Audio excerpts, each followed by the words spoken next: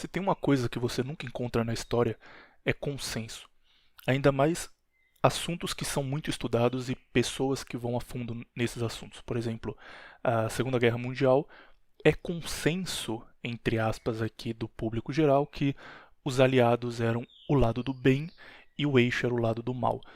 Porque a história é escrita pelo vencedor e, incrivelmente, né, por uma coincidência, sempre o bem venceu. Todas as batalhas o bem venceu. É incrível, sempre. O mundo várias vezes foi atacado pelas forças malignas e o bem sempre esteve lá para nos proteger, para trazer a democracia e a liberdade. Mas quando você olha para o mundo hoje, você fala, cara, esse não é um mundo onde o bem venceu definitivamente. E quando você vai mais a fundo nesse assunto, você percebe que não existe consenso sobre que a ideia de bem e mal, a ideia de certo e errado, a ideia de poderoso e fraco, é uma ideia muito subjetiva e depende muito de quem está contando essa história. Então, qualquer assunto que você se aprofunde e se você falar desse assunto que você se aprofundou com outra pessoa que também se aprofundou nele, vão surgir divergências e formas diferentes de ver o mesmo fato. Mas tem uma coisa, uma pessoa, um rapaz que é consenso absoluto. E ele é Alexandre o Grande. Se você perguntar para pessoas que têm interesse em Grécia Antiga, que estudaram a civilização persa, os próprios gregos pré-Alexandre e pós-Alexandre, o mundo após a mudança de Alexandre, perguntar, olha, qual é o maior general que já existiu? 9 entre 10 irão responder Alexandre o Grande. Se você perguntar para um cara que gosta de Segunda Guerra Mundial, que estuda a Segunda Guerra Mundial, gosta de guerras modernas e tal, e tem algum conhecimento sobre Grécia Antiga, a mesma coisa, ele também vai te responder Alexandre o Grande. Se você perguntar para o cara que gosta de batalhas antigas qual foi o maior exército que já pisou na Terra, ele vai dizer o exército macedônio de Alexandre. Se você perguntar para um cara que gosta de Primeira Guerra Mundial, que adora usar Ardite e tudo isso, ele também vai te responder o exército macedônico de Alexandre. E isso se repete para tudo, cara. Qual foi o ser humano mais importante que já existiu? O cara que mudou a história com suas ações? Alexandre. O maior general que já existiu? Alexandre. O maior líder político que já existiu? Alexandre. Quem dominou o pragmatismo? Alexandre. Qual o maior conquistador que a humanidade já viu? Alexandre. E sendo uma constância, sendo alguém reconhecido mundialmente até hoje, não podia faltar um episódio aqui sobre Alexandre o Grande ou Alexandre Magno, que começou aos 20 anos como rei da Macedônia, que já era um cargo já considerável, não era qualquer coisa, mas 12 anos depois, aos 32, quando ele morreu, ele era simplesmente o imperador do mundo, deus egípcio, conquistador da Pérsia e Shah da Índia. Só isso, em 12 anos de carreira militar. Depois da vinheta a gente vai entender como isso aconteceu e por que Alexandre é o homem mais importante que já existiu. Vuol sempre lei ragione, ma Benito Mussolini, se gli italici destini sono in gioco può ripetere così. Me ne frego, non so se ben mi spiego, me ne frego, fa quel che piace a me. Me ne frego, non so se ben mi spiego, me ne frego, fa quel che piace a me. Antes de começar, é bom dar o conceito aqui de onde nasceu e viveu Alexandre, porque a Grécia Antiga é um período muito grande, ali é de 1900 a.C. até 146, 145 a.C., que é o fim do período helenístico. Então são quase 2000 anos de história, não dá pra você só falar a Grécia Antiga, ponto final. Existe o primeiro período que é chamado de pré-homérico. Esse aí é o de 1900 a.C. até 1150 a.C. Estou falando aqui de cabeça, talvez eu confunda as datas, mas é próximo disso. Período pré-homérico é o período onde a Grécia estava se formando. Os povos que formariam a Grécia, os aqueus, eólios, jônios, chegaram lá e começaram a criar as civilizações que futuramente seriam gregas. Por exemplo, a civilização cretense, que era da ilha de Creta, a civilização minoica, a civilização micênica, na parte continental. Então, aqui a Grécia estava se formando ainda, não existia o conceito de Grécia, era só povos que vinham de fora e estavam estabelecendo o que futuramente seria o que nós chamamos de Grécia Antiga. Aí a gente tem o período homérico, que para mim é o período mais importante, é o período onde realmente se formou aquele povo, de 1150 a.C. até 700 a.C. E esse é o período que faz referência ao poeta Homero. Homero é o maior pensador, é a maior mente que veio da Grécia, no sentido que ele criou a tradição grega em 2 livros, a Ilíada, que relata a Guerra de Troia, e a Odisseia, que é o regresso de Odisseu, ou Ulisses, herói da Guerra de Troia. Então os 2 livros meio que se complementam, e Homero escreveu o que seria lido pelos gregos no futuro. Homero escreveu o que os gregos teriam como inspiração. Homero criou os primeiros deuses gregos, no sentido que os heróis gregos surgem em Homero, surgem com Odisseu em Ilíada e na Odisseia especialmente. Então Homero ligou a chave ali de, olha, os gregos são isso aqui, pensam dessa forma, e foi lido futuramente. Então, esse período, inclusive, ele é chamado de homérico. Homero foi tão importante, os seus livros foram tão importantes, e são livros que você pode ler hoje em dia, tá? Dá pra você baixar um PDF aí tranquilo, eles são baratos para comprar também, porque estão em domínio público há muito tempo. Recomendo muito, é uma leitura difícil, uma leitura que você tem que pensar como um grego da época pensava, tem muita referência, ele é escrito em prosa, então é complicado, mas vale a pena, cara. Tem certos livros que simplesmente precisam ser lidos porque são importantes, porque moldaram a humanidade, e Ilíada e Odisseia são exemplos. Então, nesse período aqui começa a ruralização da Grécia. Eles plantam o que eles vão comer e eles se organizam de uma forma onde existe a colaboração, onde existe o senso de comunidade, então eles deixam de ser pequenas famílias, pequenos núcleos isolados, e vão se unindo e vão surgindo ali o que futuramente seriam as polis, as primeiras cidades gregas. As cidades gregas surgem no período arcaico, 800 a.C. a 500 a.C. Aqui você tem a fundação das primeiras cidades que futuramente seriam reconhecidas, por exemplo, Esparta e Atenas. Surge aqui também o alfabeto fonético. O alfabeto fonético é importante para qualquer civilização dar um passo e passar a criar a sua própria cultura. Com o alfabeto fonético, você tem o desenvolvimento da arte, da literatura, o progresso econômico é muito grande, você aumenta as possibilidades de trabalho, de comércio, você começa a criar o comércio entre cidades. Então, nesse momento aqui, Atenas sabia que Tebas existia e eles começavam a trocar, e aqui surge realmente a Grécia que a gente tem no nosso imaginário. Uma coisa interessante também é que eles não se chamavam gregos, tá bom? A ideia de Grécia veio dos romanos. Os romanos olhavam para eles como gregos, e a gente usa o termo hoje em dia porque a tradição romana é muito forte pra gente. Mas eles se chamavam de helenos. Inclusive, o local onde eles viviam era chamado de Hélade, a terra de Heleno, porque eles se viam como descendentes diretos de Heleno. Então, eles eram descendentes de Heleno, só que eles não eram um povo único, porque quando você fala Grécia, você imagina isso. É um povo ali, tipo, sei lá, a Grécia é o Brasil, e Esparta é um estado, Atenas é outro estado, Tebas é outro estado. Não, eles eram um povo que tinha uma origem comum na cabeça deles, né? Eles eram helenos, todos eram filhos de Heleno, mas eles não se viam como co-irmãos, não existia essa noção não. E isso aqui vai ficar ainda mais vigente no período clássico, que é de 500 a 300 a.C. O período clássico é o período mais legal de se estudar, porque é quando Atenas chega no auge da produção intelectual. Atenas tem os seus grandes pensadores, e Esparta chega no auge do militarismo. Esparta começa a rivalizar com Atenas, a gente tem essa disputa.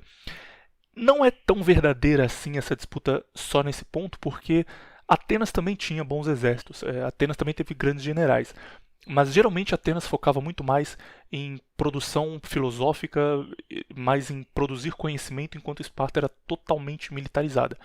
Esparta, por exemplo, o regime econômico de Esparta era: se faltar comida, a gente invade algum lugar, pega uns escravos e eles trabalham pra gente e dão comida. Enquanto Atenas ficava: não, vamos fortalecer as rotas de comércio, vamos procurar formas de vender mais e de manter uma balança econômica favorável. Esparta não, cara. Esparta, faltou comida, invade alguém e faz escravo. Faltou espada, invade alguém e rouba a espada deles. É assim que funcionava, eles não estavam muito preocupados em produzir conhecimento. Então a gente tem esse conflito aqui entre Esparta e Atenas.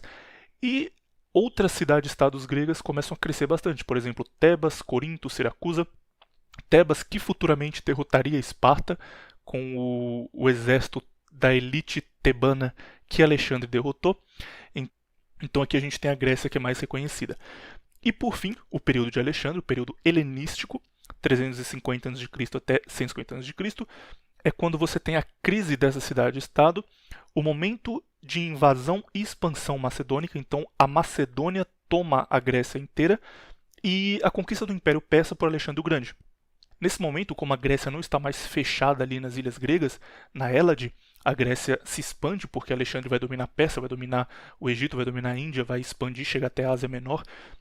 A cultura grega é expandida pelo mundo, então outros povos têm mais acesso à cultura grega, mas ao mesmo tempo a cultura grega clássica deixa de existir, porque uma vez que eles se expandem, eles têm contato com coisas de fora, e esse contato com coisas de fora faz com que eles abram mão da tradição.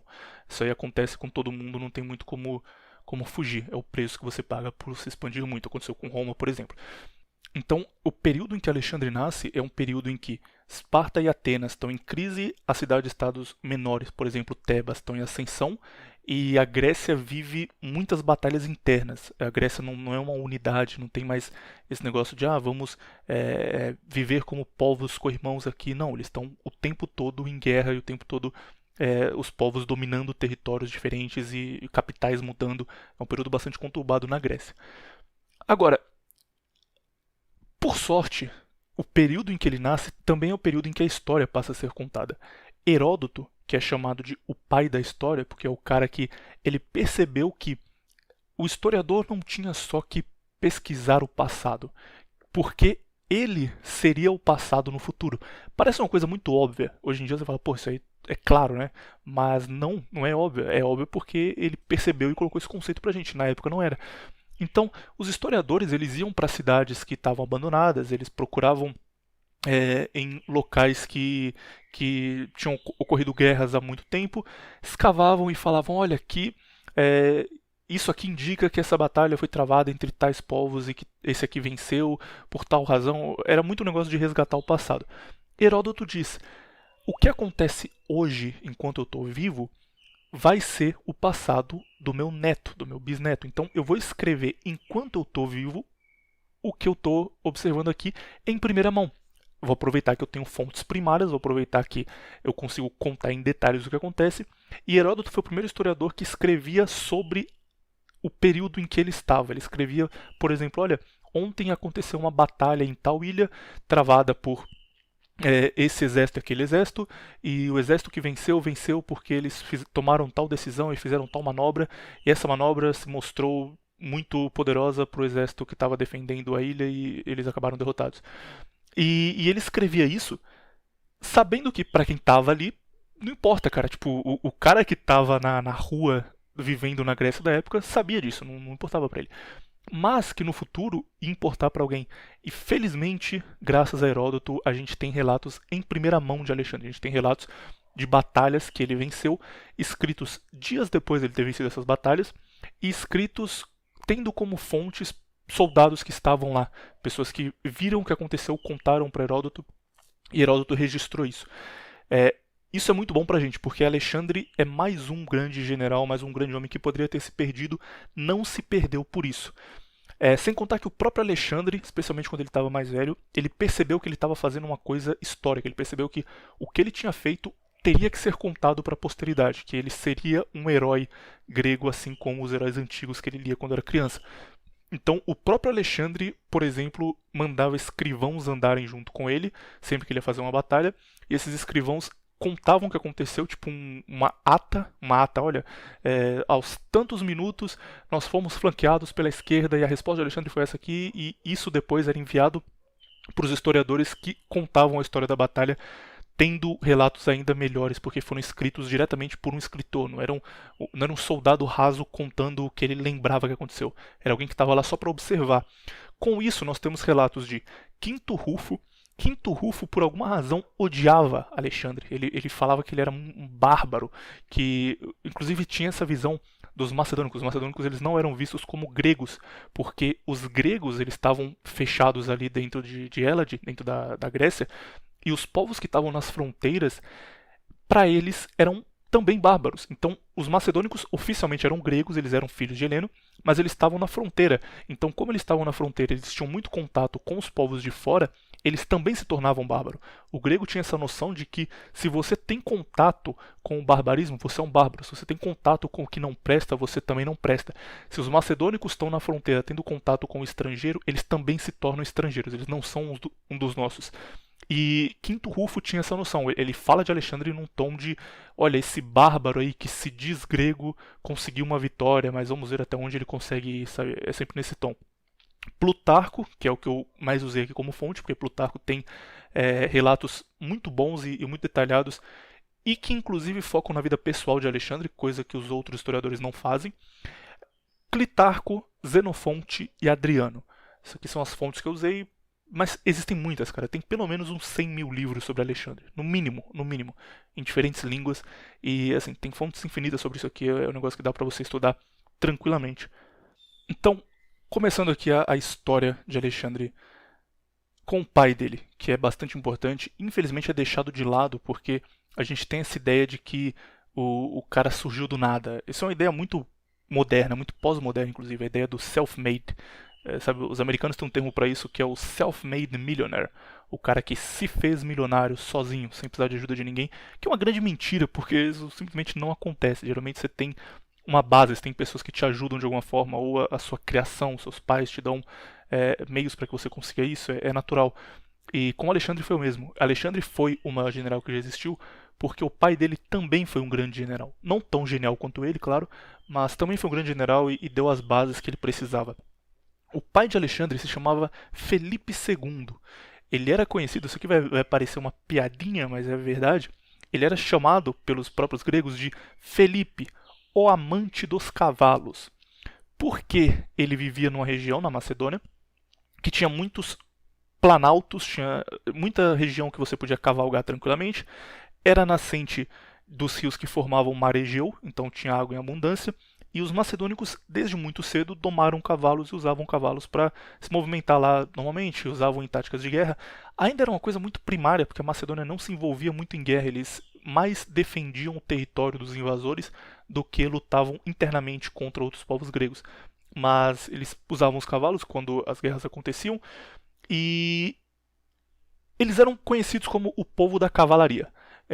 Cavalos no passado eram o equivalente a um tanque de guerra moderno. Hoje em dia, se você vê um cara de cavalo, não muda nada, cara. Você dá um tiro e ele vai morrer do mesmo jeito. Mas nessa época a guerra era física. A guerra envolvia um cara com uma lança ou com uma espada parado, esperando o choque do inimigo ou avançando até o inimigo para ele mesmo causar o choque.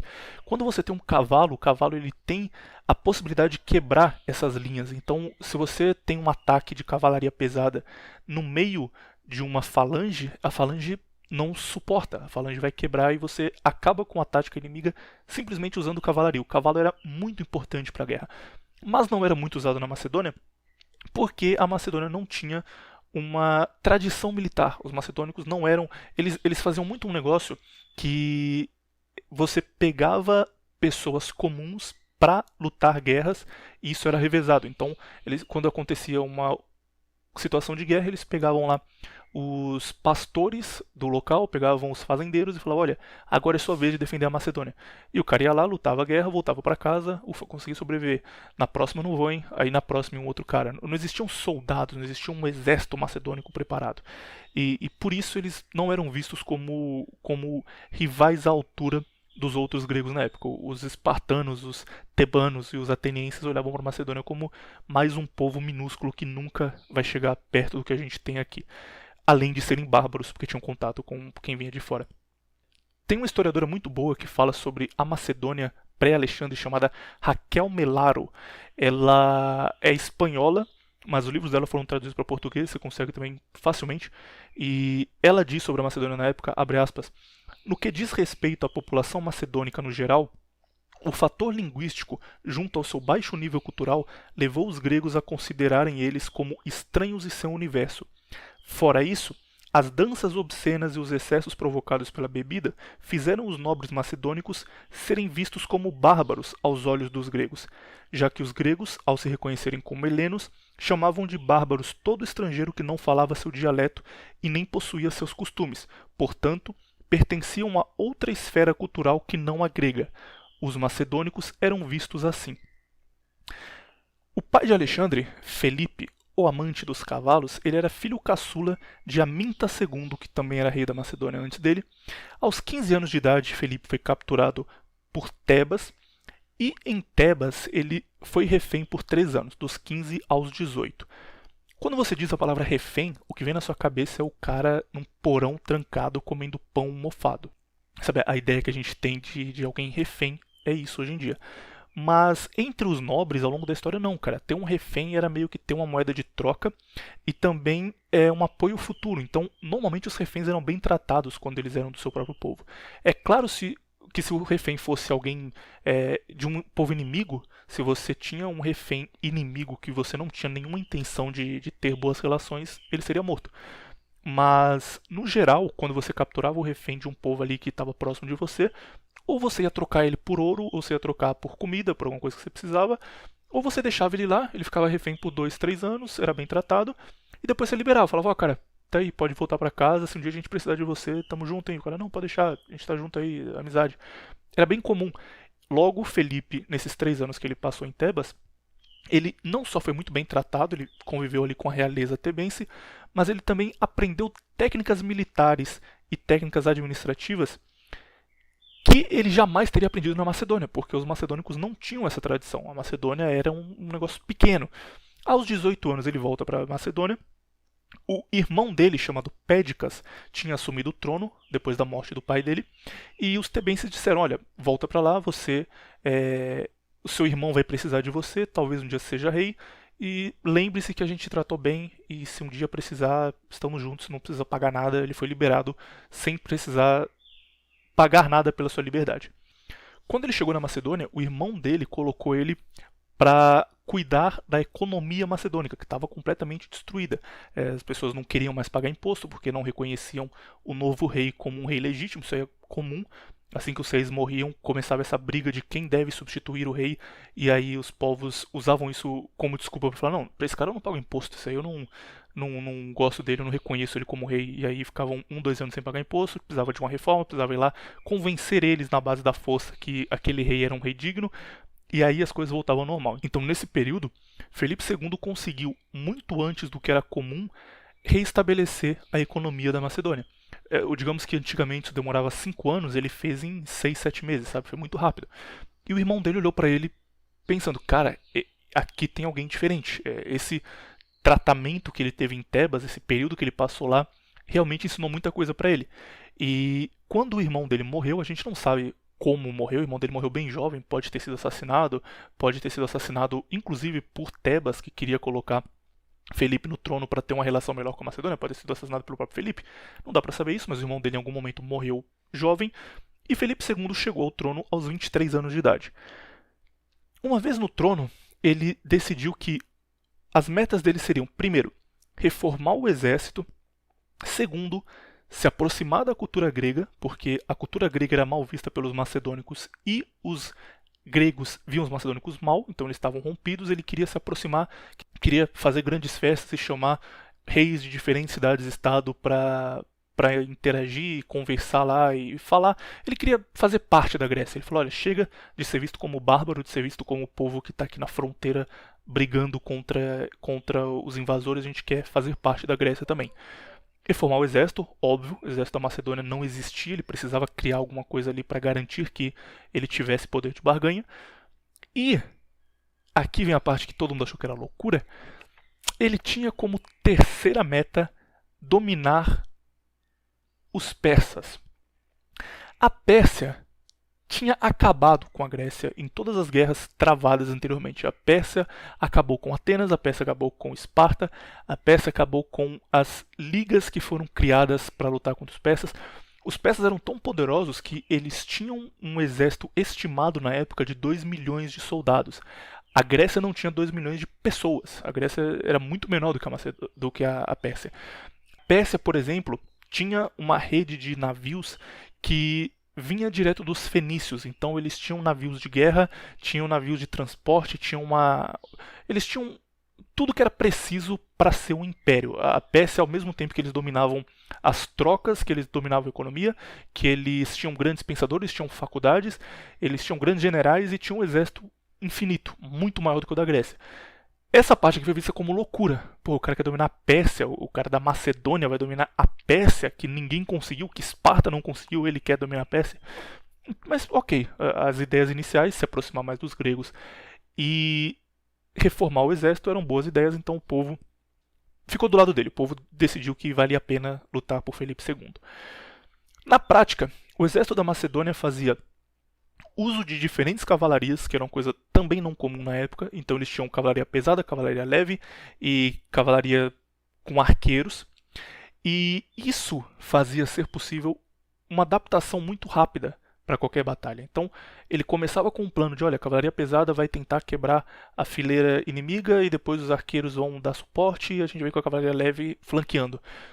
Quando chegava a batalha, ele percebia que não dava para fazer isso, ele podia muito facilmente mudar o que estava pré-estabelecido, porque todo mundo estava montado a cavalo. Ele usava a falange de um jeito revolucionário também. A falange, tradicionalmente, era uma fileira ali de 8 a 12 homens, com lanças de 4 metros, que disputavam meio que uma batalha escudo contra escudo por pequenas parcelas de território. Felipe começou a revolucionar o uso da falange, fazer meias falanges, fazer falange reforçada, mudar a formação, mudar o espaço. Começou a testar formas de usar a falange que futuramente Alexandre ia dominar e conseguiria dominar o mundo pela forma como ele usou a falange. Chegando no Alexandre a gente já explica o que ele fez. Mas Felipe começou a testar coisas novas.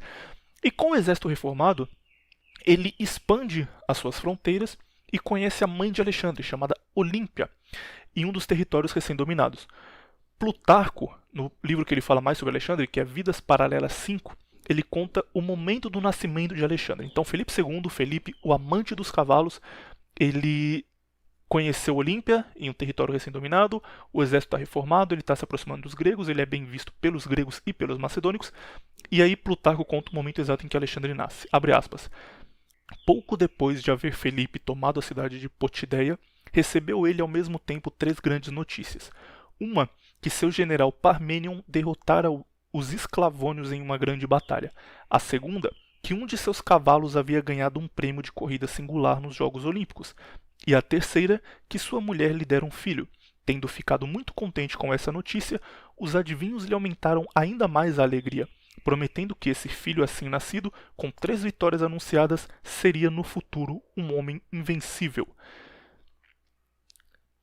Nesse momento, após o nascimento de Alexandre, Felipe imediatamente se preocupa com a sua sucessão, porque ele diz, eu tenho um plano longo, o meu plano começa com a reforma do exército e acaba com a Pérsia dominada, então é um negócio difícil de fazer, e eu tenho que garantir que o meu filho, uma vez que eu morra, esteja apto para continuar esse plano. Então, desde muito novo, Alexandre já é moldado para ser o grande general que ele foi. Felipe também faz a grande reforma do exército macedônico, onde ele coloca em prática, primeiro, um regime de treinamento muito pesado. Então, a Macedônia não tem mais um exército de plantadores de trigo que se unem ali para lutar 2 batalhas e voltam para casa. Agora existem soldados da Macedônia. E agora eles treinam todos os dias. Agora eles vivem em alojamentos e eles fazem treino físico, treino mental. Eles precisam provar que eles merecem estar no exército. Uma vez no exército, eles têm que passar por testes. A forma que o exército macedônico se prepara para a batalha se aproxima muito do que os espartanos faziam. A diferença é que em Esparta a vida era a batalha, você nascia e se preparava para isso. Na Macedônia não, existiam outras opções. Você podia ser um mercador, você podia ser um cara que tinha uma fazenda e plantava gado e vivia disso. Você não era obrigado a ser um soldado. Mas quem ia para a carreira militar tinha que se dedicar 100% do tempo. No fim, além disso, ele reforça ainda mais o uso de cavalaria. Ele não era chamado de o amante dos cavalos à toa. Ele realmente acreditava que a cavalaria era a solução para vencer qualquer batalha. Ele passa a movimentar as suas tropas em blocos, com o uso da tropa de choque. Então você tem primeiro uma falange que vai na frente para iniciar o combate e depois você tem blocos menores se movendo dentro dela. Imagina que você tem tipo um grupo de 100 homens que atacam de uma vez, e uma vez que eles começam o ataque, 30 deles saem e começam a flanquear, e outros 15 se afastam e usam arco e flecha, e outros 10 fazem outra coisa.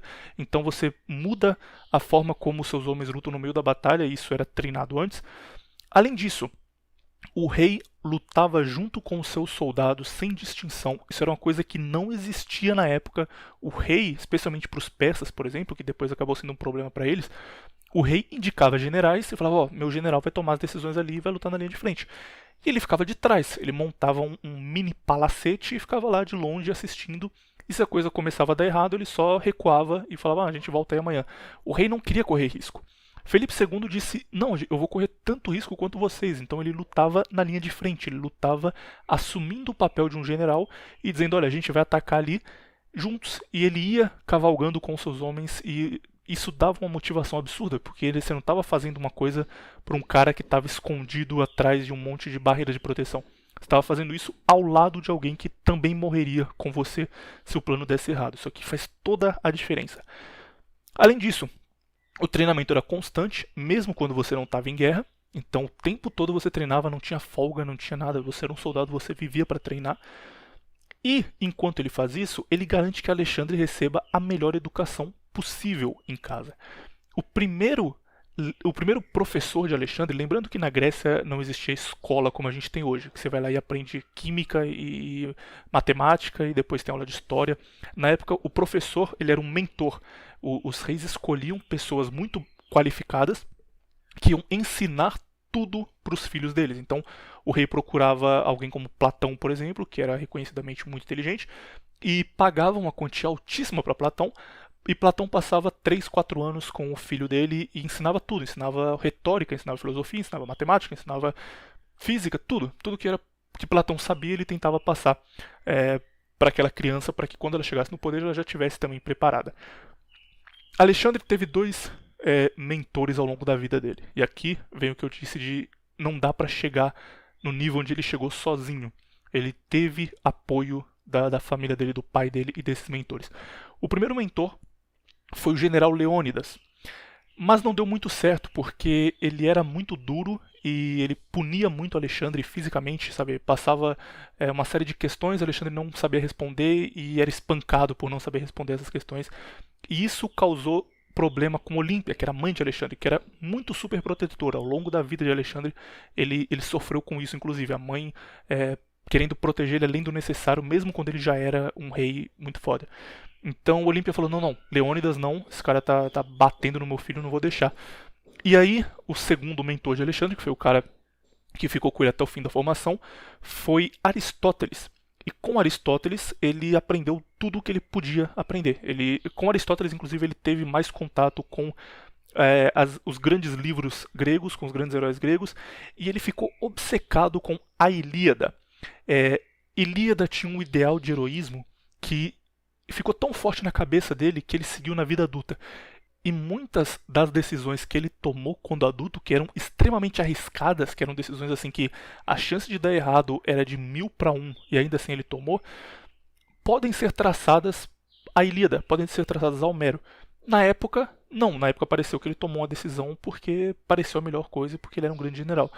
Mas quem estuda Alexandre hoje em dia afirma que, por exemplo, o que ele fez contra Dário na segunda batalha na Pérsia foi algo que ele só fez porque ele teve contato com a história de Odisseu e isso inspirou ele a querer fazer a mesma coisa e funcionou.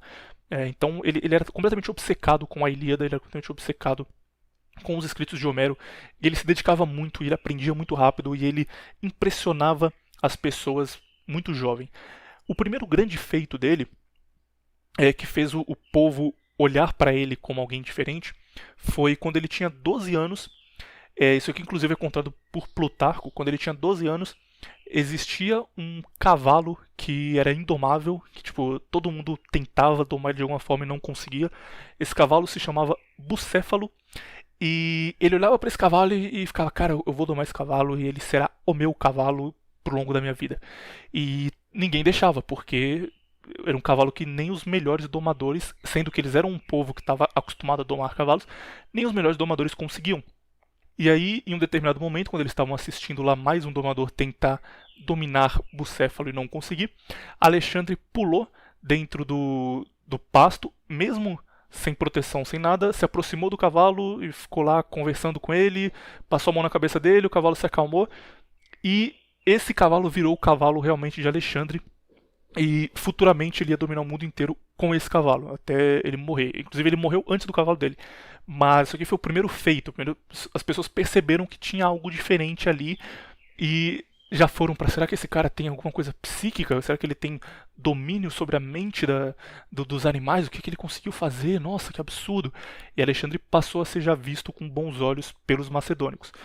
Quando ele tinha 16 anos, já estava na fase final do treinamento dele, o seu pai saiu para dominar Bizâncio, que futuramente seria a capital do Império Bizantino, e deixou Alexandre para trás, comandando a Macedônia, mas falou, olha, toma decisões simples, toma decisões administrativas aqui e não corre nenhum risco. Se acontecer um problema, se iniciar um motim, se algum general vir pedir alguma coisa, você fala, olha, meu pai vai voltar, meu pai resolve isso aí, eu só tô aqui para tapar buraco. Tipo, a ideia era essa, Alexandre ia ter o primeiro contato com a administração de uma cidade, com a administração o primeiro contato com o que seria a sua vida futura de rei, mas ele tinha 16 anos de idade, então não era para ele fazer nenhuma loucura, era só ficar lá tranquilo e qualquer problema, meu pai vai voltar e ele vê. Só que, ao invés de fazer o que o pai dele mandou, que é não fugir de problema e ficar lá de boa, ele espera o pai dele sair para Bizâncio. Imediatamente ele declara guerra aos Trácios, que era um povo que estava ali próximo da Macedônia, vence a batalha contra os Trácios, ele declara guerra, organiza um exército, vai até a Trácia comandando esse exército, vence a batalha e funda uma nova cidade no território que pertencia aos Trácios, que chamava Alexandrópolis. Foi a primeira cidade fundada por Alexandre. Com 16 anos de idade, o pai dele volta e fica ao mesmo tempo bravo, porque isso foi desobediência, era para ele ter ficado lá tranquilo, sem causar muito problema, mas muito orgulhoso, muito feliz, pensando, cara, meu filho tem 16 anos de idade e ele declarou uma guerra, formou um exército, liderou ele, venceu e formou uma cidade no território inimigo. Não, tem alguma coisa diferente nesse Alexandre aí. E como a Macedônia estava se expandindo muito, porque ao mesmo tempo que Felipe se aproximava dos gregos que estavam mais em alta na época, especialmente Tebas, Atenas e Esparta, ele dominava esses povos menores em volta, Atenas e Tebas pensaram, esse cara vai ser um problema muito grande no futuro. Ele é um grande general, ele tem um exército poderoso, um exército bem treinado, ele tem um filho que está se mostrando também muito apto ao combate, e ele está expandindo cada vez mais, ele está aumentando as suas fronteiras, vai chegar um momento onde ele vai ser mais forte que a gente. Sendo mais forte que a gente, ele vai poder mandar na Grécia inteira, e a gente não pode permitir que isso aconteça, que um bárbaro mande na Grécia. Então, vamos nos unir agora. E vamos derrubar Felipe II, vamos derrubar a Macedônia antes que ele se torne um problema. Com isso, surge uma liga de defesa comandada por Atenas, com apoio de Tebas. Esparta fica de fora, não quer fazer parte, e acontece um embate na cidade de Queroneia em 338 a.C., que Felipe II não estava preparado para essa luta, ele não esperava que ele fosse atacado em Queroneia, mas ele tinha Alexandre como um dos seus generais. Ao mesmo tempo, Tebas tinha o que eles chamavam de Batalhão Sagrado de Tebas. Batalhão Sagrado de Tebas era um exército formado por 300 homens que derrotou Esparta, que acabou com Esparta. Os 300 de Esparta e futuramente o exército de Esparta todo poderoso, que a gente olha hoje com admiração, foram derrotados pelo Batalhão Sagrado de Tebas. Felipe II, o exército da Macedônia, que até 5, 6 anos atrás não tinha nada, que até pouco tempo atrás era um bando de fazendeiros saindo uma vez por ano para lutar na fronteira, agora estava enfrentando a tropa de choque, a força mais poderosa que existia na Grécia, que era esse Batalhão Sagrado. 368 a.C. acontece essa batalha e Plutarco, de novo, Vida e Obra, parte 5, define a batalha com: no choque, que durou apenas meio-dia, ou seja, tinha tudo para ser um negócio longo que ia durar horas, mas não durou meio-dia.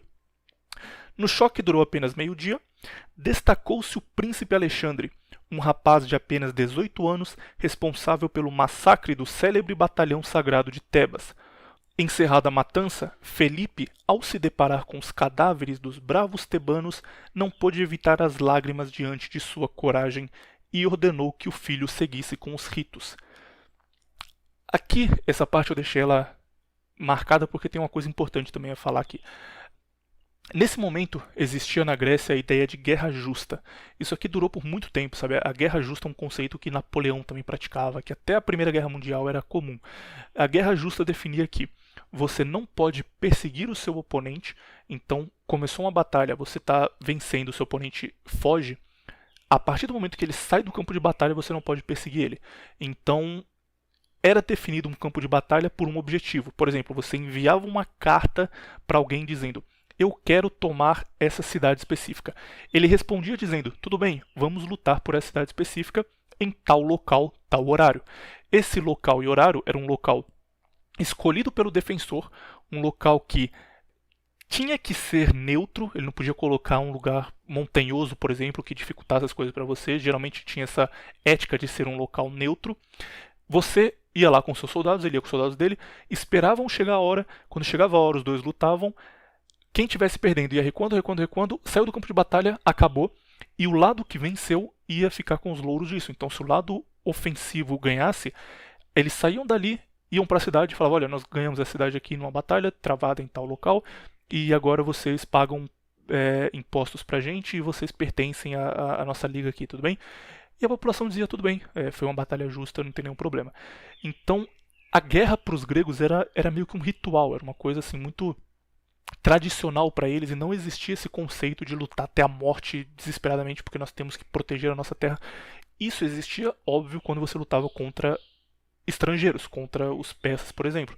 Mas entre os gregos era muito um negócio de: vamos disputar esse território, o que tiver mais preparado vai ganhar, e após ganhar, o que foi acordado de início vai ser mantido. É claro que aconteciam mortes, muitas. Por exemplo, Alexandre acabou com o exército sagrado de Tebas. 300 homens morreram ali. Mas o batalhão sagrado de Tebas não morreu porque Alexandre era malvado e queria destruir eles, porque a guerra tinha dessas.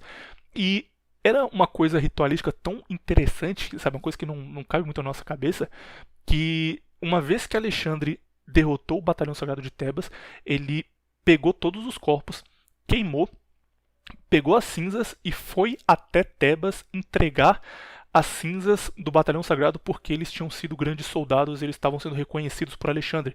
Então imagina um cara que destruiu o símbolo do seu exército, chegando na sua cidade com uma urna e falando: olha, aqui estão as cinzas dos soldados que eu matei uma semana atrás, eles foram grandes soldados e que os deuses protejam eles, muito obrigado, tô indo embora. E dá as costas e vai embora. E não acontece nada, o cara não é atacado, não é preso.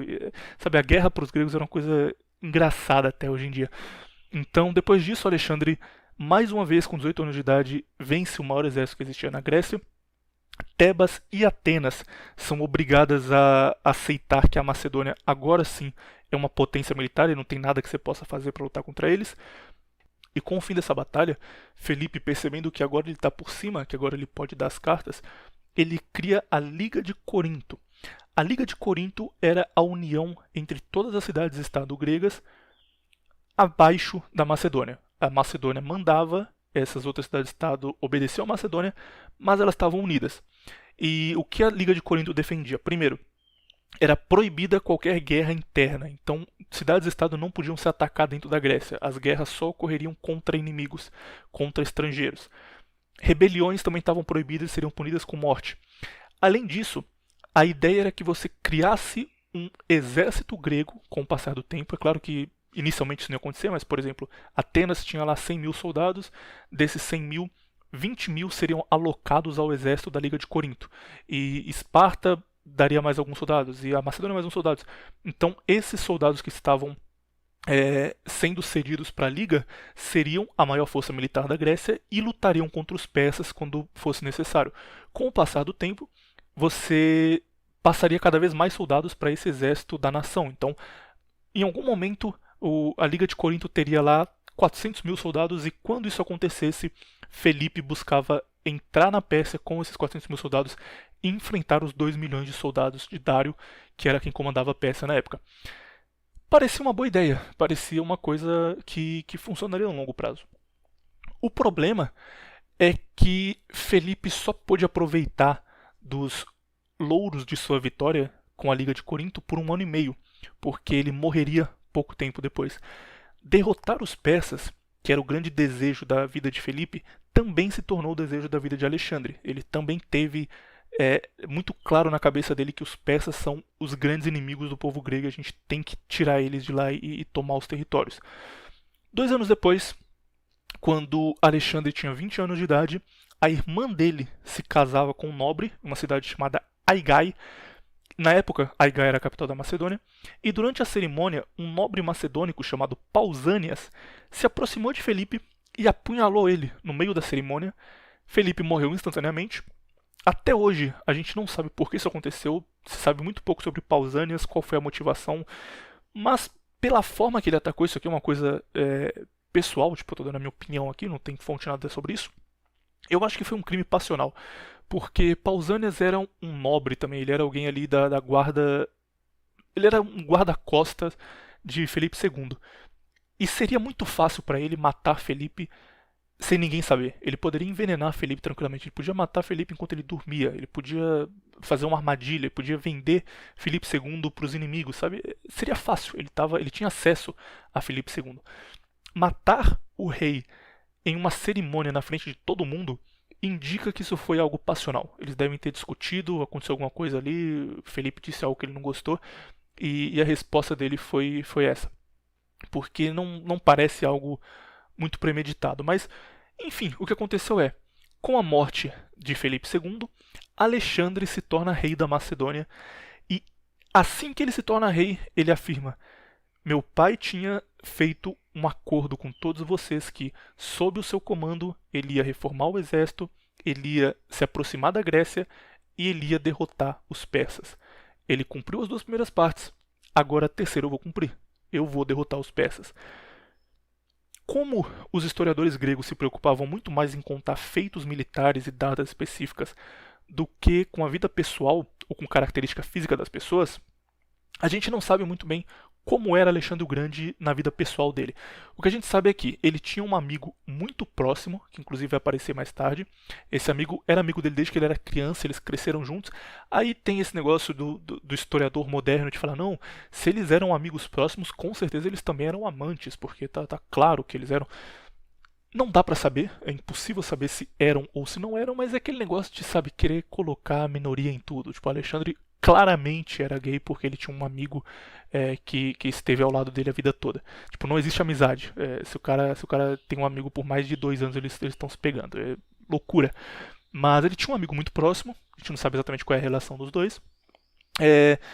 Ele teve 3 mulheres, só que nenhuma delas foi oficial. Ele casava muito como uma forma de ter controle sobre uma região, sabe? Tipo, ele chegava numa região, tinha muito motim, o pessoal não estava muito feliz com ele, e ele casava com alguma mulher local para criar uma raiz ali, e porque os filhos dele poderiam no futuro dominar aquele lugar sem muito problema. Então, nenhuma das mulheres dele realmente eram mulheres, no sentido que ele quis ter algo com elas ou quis um futuro com elas. E isso, inclusive, vai ser um problema para a sucessão depois da morte de Alexandre. Mas a gente não sabe nada da vida pessoal dele, o que ele gostava de fazer, o que ele se divertia, qual era a cor favorita dele. A gente não sabe porque os caras não estavam preocupados com isso. A história escrita pelos gregos é muito focada em grandes eventos e eles não vão muito a fundo, não tem essa ideia de biografia, de explicar realmente qual era da pessoa, como o cara era. É só tipo, ele fez isso aqui e venceu tua batalha, ponto final. Mas o que a gente sabe dele fisicamente, pelos relatos aqui, especialmente pelo relato de Quinto, é que Ele era um homem muito bonito, ao ponto de chamar atenção por ser bonito, de as pessoas que escreviam sobre ele sempre citarem, olha, Alexandre era um cara bastante bonito, hein? Ele tinha cabelos loiros cacheados e, desde muito novo, ele chamava atenção pelo seu porte físico, ou seja, tava no shape, pai. O cara tava trincado. Isso aí desde, assim, quando ele tinha 14, 15 anos, os relatos já dizem coisas, por exemplo, Felipe chegou à cidade para um festejo com o seu filho, e o seu filho, inclusive, tem um ótimo porte físico para a sua idade. E aí continuava, não, mas Felipe fez tal coisa. Então, assim, já era uma coisa visível desde aquela época. Militarmente, Alexandre revolucionou o uso das falanges porque elas deixaram de ser a base do ataque e se tornaram algo secundário, se tornaram uma armadilha, inclusive, prendendo o inimigo enquanto a cavalaria atacava. Inicialmente, a falange era uma tropa de choque, então a falange estava na frente do combate, a falange iniciava o ataque. Uma vez que a falange vencesse esse primeiro embate, você separava ela, se não ia lutar em formação de falange para sempre, os soldados se espalhavam e aí cada um ia atacar de uma forma diferente.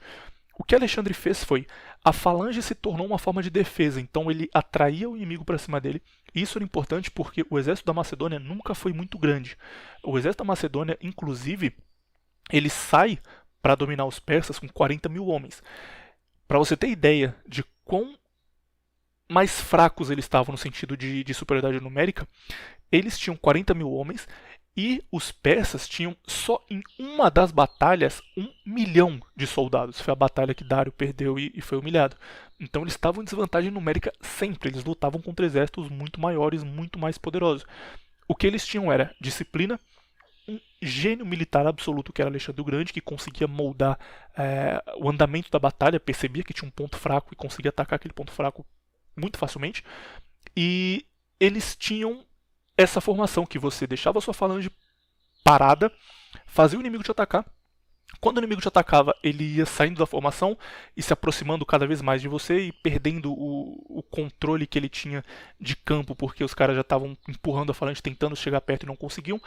E aí Alexandre usava a cavalaria pesada para prender o inimigo e fazer meio que um círculo. Aí a falange avançava, fechava os caras e eles matavam todo mundo.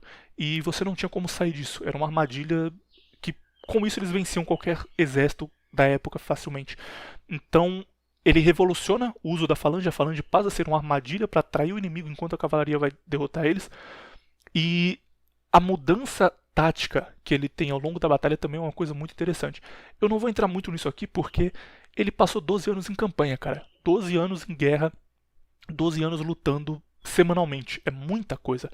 Mas ele enfrentou inimigos diferentes. Ele enfrentou inimigos com leões, enfrentou inimigos com elefante, enfrentou inimigos que eram só cavalaria, enfrentou inimigos que eram só arqueiros e ele derrotou todos eles. Ele fez cerco, ele lutou todo tipo de batalha possível e venceu todas, porque ele sabia como se organizar, ele sabia a hora de atacar, ele sabia onde ele tinha que atacar. Além disso, as tropas de Alexandre eram muito menores do que o comum. Sendo menores, elas eram móveis também.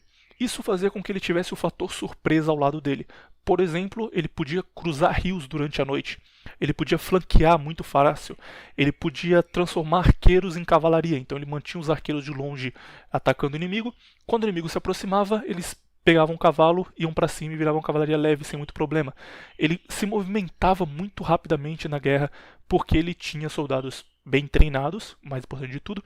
E além disso, ele tinha menos soldados do que o inimigo e transformava isso em uma coisa boa para ele. Alexandre é o novo rei da Macedônia com 20 anos de idade. Quando o pai dele morre, novamente Atenas e Tebas se revoltam e dizem: não, a gente não vai reconhecer Alexandre como o rei da Grécia como um todo, ele não tem poder aqui. A gente firmou um acordo com o pai dele, mas o pai dele morreu, então não somos mais subservientes a Alexandre. A primeira medida de poder dele é estabelecer controle sobre a Grécia. Então, com a morte do pai, ele precisa passar por todos os territórios que o pai já conquistou, dizendo: olha, meu pai morreu, mas eu vou seguir o mesmo plano, a Liga de Corinto continua ativa, nós vamos lutar contra os persas, tudo continua. E boa parte desses territórios aceitam porque está tudo bem para eles, não vem muito problema. Mas Atenas e Tebas não. Novamente, Alexandre derrota Atenas e Tebas E dessa vez ele concede perdão para os dois. Ele chega para eles e fala: olha, eu deveria punir vocês pelo que vocês fizeram, que vocês não obedeceram um acordo que estava firmado, mas eu vou perdoá-los e tudo volta a ser como antes, vocês fazem parte da liga novamente, não tem problema, tá bom? A gente vamos esquecer que isso aconteceu porque o que importa é manter a Grécia unida nesse momento. O acordo é firmado, Alexandre vai até as ilhas mais próximas ali de Atenas e Tebas para controlar essas ilhas e para garantir que ele não perca nenhuma. Mesmo que fosse uma ilha pequena, ele queria garantir que a Grécia inteira estivesse ao lado dele. E enquanto ele está nessas ilhas menores, começa um rumor que ele morreu na campanha. Que o navio dele foi derrubado e ele morreu ali e agora a Macedônia não tem mais um rei, porque Alexandre não tinha nenhum descendente. E, novamente, Atenas e Tebas começam outra rebelião. Eles já tinham firmado um acordo com Felipe II. Felipe II morre. Eles quebram esse acordo. Alexandre vai lá, vence eles, firma outro acordo, dá um voto de confiança para eles. Olha, a gente tem um acordo, não vai ser mais quebrado, né? Não, não vai, tranquilo. No primeiro rumor que Alexandre morreu, eles quebram isso de novo e iniciam uma nova rebelião. Dessa vez, Alexandre não podia deixar passar. Ele coloca em prática o pragmatismo dele. O que é pragmatismo? Pragmatismo é você tomar decisões que têm que ser tomadas no momento exato, sem pensar muito bem se isso é uma coisa boa, no sentido moral de bem e mal, ou má. Você não se preocupa se isso que eu estou fazendo é uma coisa legal ou não legal. A sua preocupação é, eu tenho um objetivo, eu vou alcançar esse objetivo com o que for preciso. E o pragmatismo ele envolve muito você saber balancear as coisas. Você ter aquele morde e assopra, sabe? Que você, em algum momento, você tem que mostrar força e depois mostrar compaixão. E você tem que saber exatamente onde controlar isso para evitar riscos futuros, para evitar danos futuros. Então, novamente, Alexandre volta, derrota Atenas e Tebas mais uma vez, pela terceira vez, aos 20 anos de idade. E, como punição, ele mata 6.000 tebanos. 30.000 tebanos que restaram são vendidos como escravos. Atenas não paga com vidas. Atenas não tem um massacre como Tebas teve. Mas Atenas tem um aumento de impostos muito grande. Então antes eles pagavam 30% de imposto, agora eles vão pagar 60%. E isso é uma forma de mostrar, olha, vocês não querem repetir esse erro, vocês não querem se voltar contra Alexandre. E dessa vez eles aprenderam. Atenas e Tebas não se rebelaram mais depois dessa segunda lição. Uma vez que a situação está garantida na Grécia, que todo mundo aceita Alexandre como o rei e não vão acontecer mais rebeliões, em 334 a.C., ou seja, 2 anos após se tornar rei, Alexandre inicia sua campanha militar, que duraria 12 anos. Tem uma discussão entre historiadores que acreditam que Alexandre queria apenas dominar a Pérsia e uma vez que ele conseguiu isso muito facilmente, ele aumentou o escopo. E historiadores que dizem que ele queria dominar o mundo. E essa visão que ele quer dominar o mundo vem dos gregos da época. Só que ela foi escrita depois de Alexandre. Ela foi escrita... Fugiu o nome agora, me desculpe, mas ela foi escrita por um historiador grego que viveu 80 anos depois da morte de Alexandre. Então ele não teve contato direto. E o que esse cara diz é que Alexandre queria dar a volta ao mundo. Então ele queria sair da Macedônia, ir para o leste e dominar, continuar dominando no sentido leste até ele voltar para a Macedônia. E quando ele chegasse de novo na Macedônia é porque o mundo inteiro já pertencia a ele e aí ele teria conquistado o que ele queria. Mas a gente não sabe se isso é real ou não, porque, primeiro, não é uma testemunha direta, não é alguém que viveu ali com Alexandre, mas ele está próximo, 80 anos também não é tão longe assim, dava para ele saber o que aconteceu e quais eram os pensamentos de Alexandre, especialmente porque Alexandre foi alguém muito grande e que era muito comentado depois da sua morte. Mas ao mesmo tempo, aqui pode ter entrado o negócio do mito. É muito diferente Plutarco escrevendo sobre Alexandre adolescente, que era só mais um príncipe qualquer, para esse cara escrevendo sobre o mito, sobre o grande Alexandre, porque aqui ele já tem o impacto de estou escrevendo sobre alguém extremamente importante, sobre o homem mais importante que já existiu. E para Plutarco não, para Plutarco era mais um cara que o que ele fala é mais confiável. Então a gente não sabe exatamente qual era a intenção inicial de Alexandre. Se ele queria dominar a Pérsia e depois ele foi avançando, ou se ele já tinha essa ideia na cabeça dele de que ele ia dominar o mundo inteiro e chegou bem perto. Mas O que é fato é, 334 a.C., Alexandre inicia sua campanha militar, que vai durar 12 anos, e logo de início ele já ataca a Pérsia. Na época, o território da Pérsia ia da Índia ao Nilo, no Egito. O território da Pérsia era 50 vezes maior que o de Alexandre, e a população da Pérsia era, no mínimo, a gente não tem um número exato, é claro que faz muito tempo, mas no mínimo 60 vezes maior do que a da Macedônia. Era uma coisa absurda. Para Alexandre dominar a Pérsia seria o equivalente hoje em dia a, sei lá, os Estados Unidos serem dominados pela Nicarágua. Sabe, imagina que a Nicarágua chega lá e fala, nós temos aqui um general foda que vai vencer essa guerra contra os Estados Unidos, declara a guerra. Todo mundo olha como, os caras estão zoando, né? Não é possível. E eles invadem os Estados Unidos e dominam os Estados Unidos. E os Estados Unidos são anexados pela Nicarágua, sabe? É o que Alexandre conseguiu dominando a Pérsia. Primeiro, por que isso era tão difícil? Os persas tinham uma história militar muito rica. Eles venceram, por exemplo, os 300 de Esparta. E a Macedônia, embora tivesse um exército muito poderoso, o exército da Macedônia tinha sido testado contra exércitos gregos já enfraquecidos. Então, os macedônicos não enfrentaram Atenas no seu auge, não enfrentaram Esparta no seu auge. Enfrentaram essas cidades-estado já mais fracas, já no fim do período hegemônico grego. Então, não era certeza que contra um exército poderoso, como era o exército persa, eles conseguiriam fazer a mesma coisa. Eles não tinham garantia nenhuma, eles não tinham testado qual era a força do seu exército.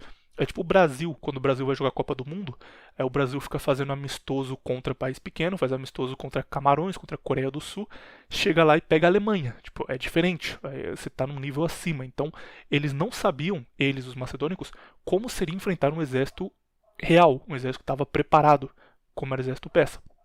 Além disso, o exército persa era muito maior do que o da Macedônia, não tinha nem comparação, sabe? Era absurdamente maior em todos os pontos possíveis, tanto em superioridade numérica, mas isso não era tanto um problema porque Alexandre já estava acostumado a lutar com menos homens do que seus inimigos, então isso aqui ele podia contornar. Mas, por exemplo, em mantimentos, eles não tinham como se manter em batalha enquanto o que os persas faziam, só para ter uma ideia aqui, um exemplo claro. Os persas tinham uma frota marítima muito grande, uma frota marítima que veio diretamente dos fenícios, que são a maior frota marítima da história. Então, eles podiam, estando em batalha, manter navios que acompanhavam eles levando comida, e esses navios, inclusive, serviam como postos de descanso, e serviam para curar soldados feridos. Então, Dário avançava por terra com seus homens e mantinha ali 3, 4 navios gigantescos com comida indo pelo rio em volta, pelas margens.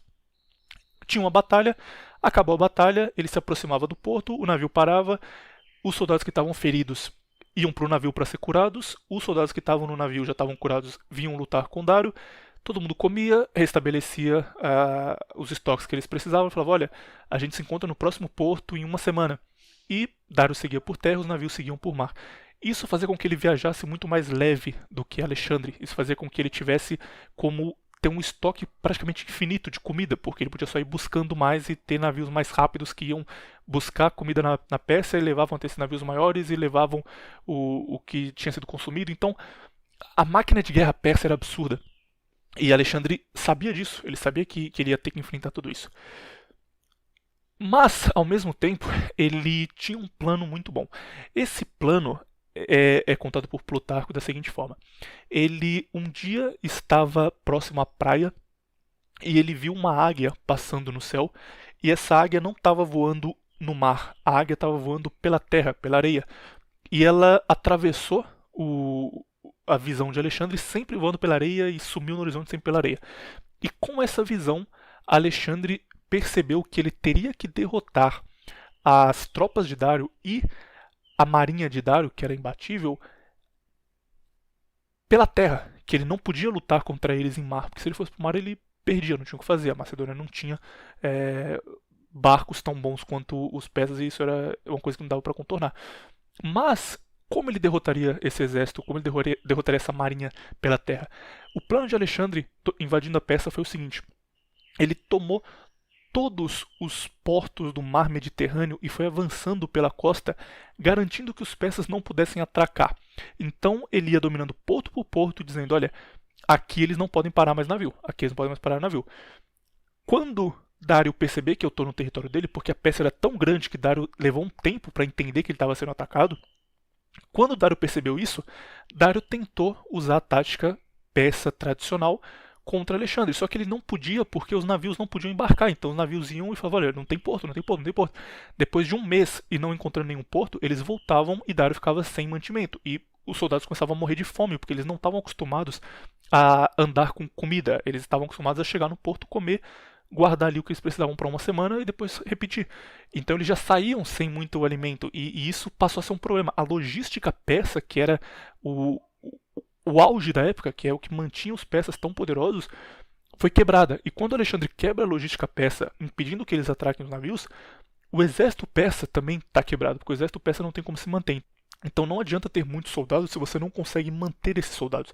Mais uma vez, Alexandre usa a força do inimigo, que é a superioridade numérica, contra o inimigo. É muito melhor para Alexandre andar com 40 mil soldados, que ele pode bancar tranquilamente, porque os caras conseguem levar comida e armamento, tudo que é preciso, do que Dário, que tem 1 milhão de soldados e não tem mantimentos para manter isso aí. No fim, o general persa Memnon, inclusive esse cara, ele era grego, só que ele foi ser um soldado persa e os gregos odiavam ele, porque ele era meio que um mercenário que lutava ao lado dos persas contra a Grécia. Ele se aproxima de Dário e diz, olha, nós temos que recuar.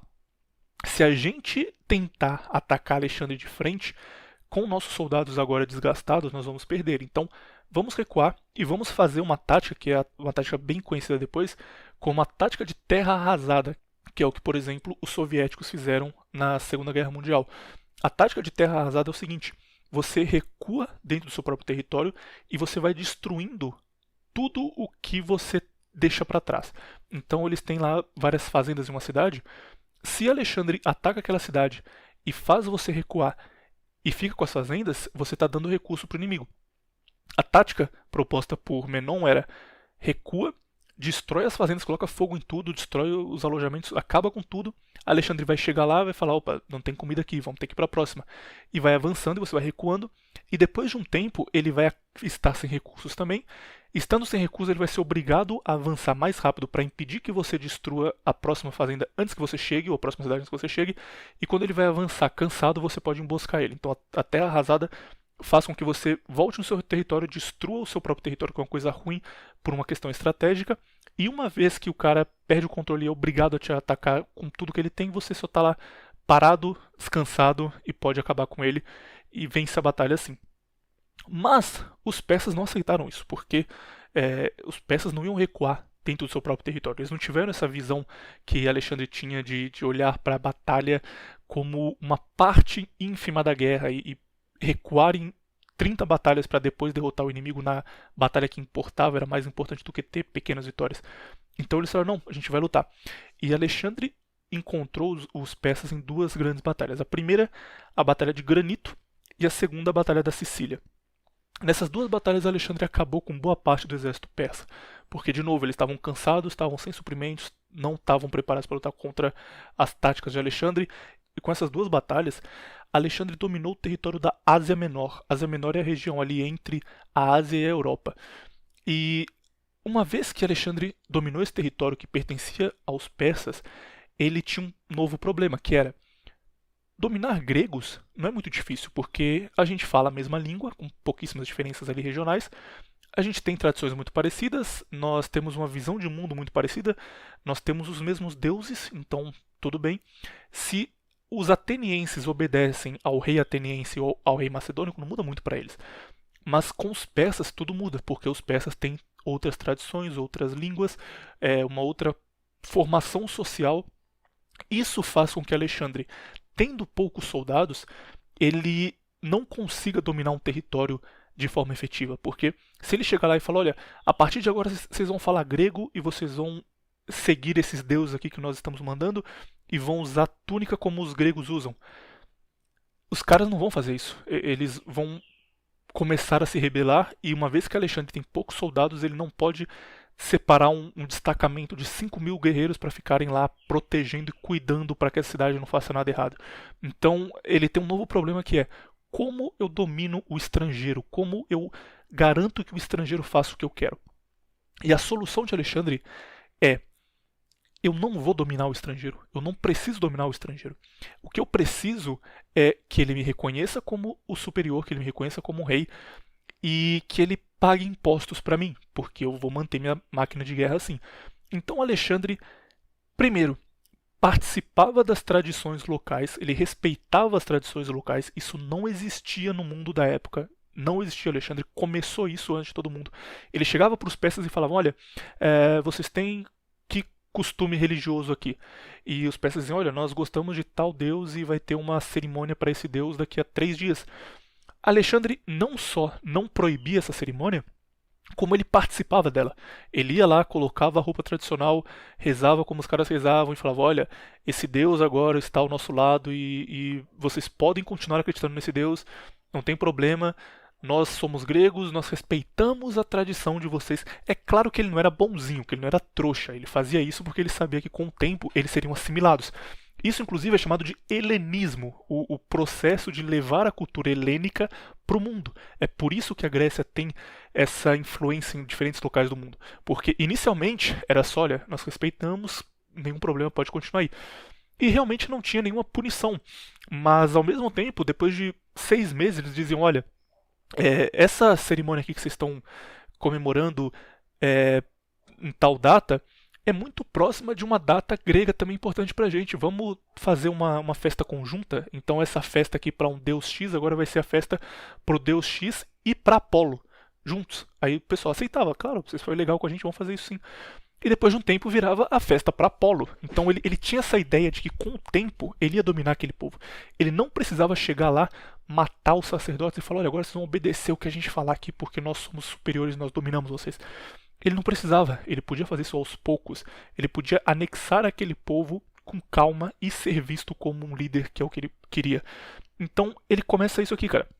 Ele começa a ocupar os povos, respeitar a tradição local, fazer gestos. Por exemplo, os persas usavam calça e ele aparecia publicamente com calça também. E os persas olhavam pra ele e falavam: caralho, esse cara respeita a nossa vestimenta, ele não está usando uma roupa grega aqui, ainda que ele seja grego, ele está respeitando o que nós temos aqui. E isso é muito bem visto. O Alexandre ele é muito bem visto pelos povos dominados, coisa que não acontecia.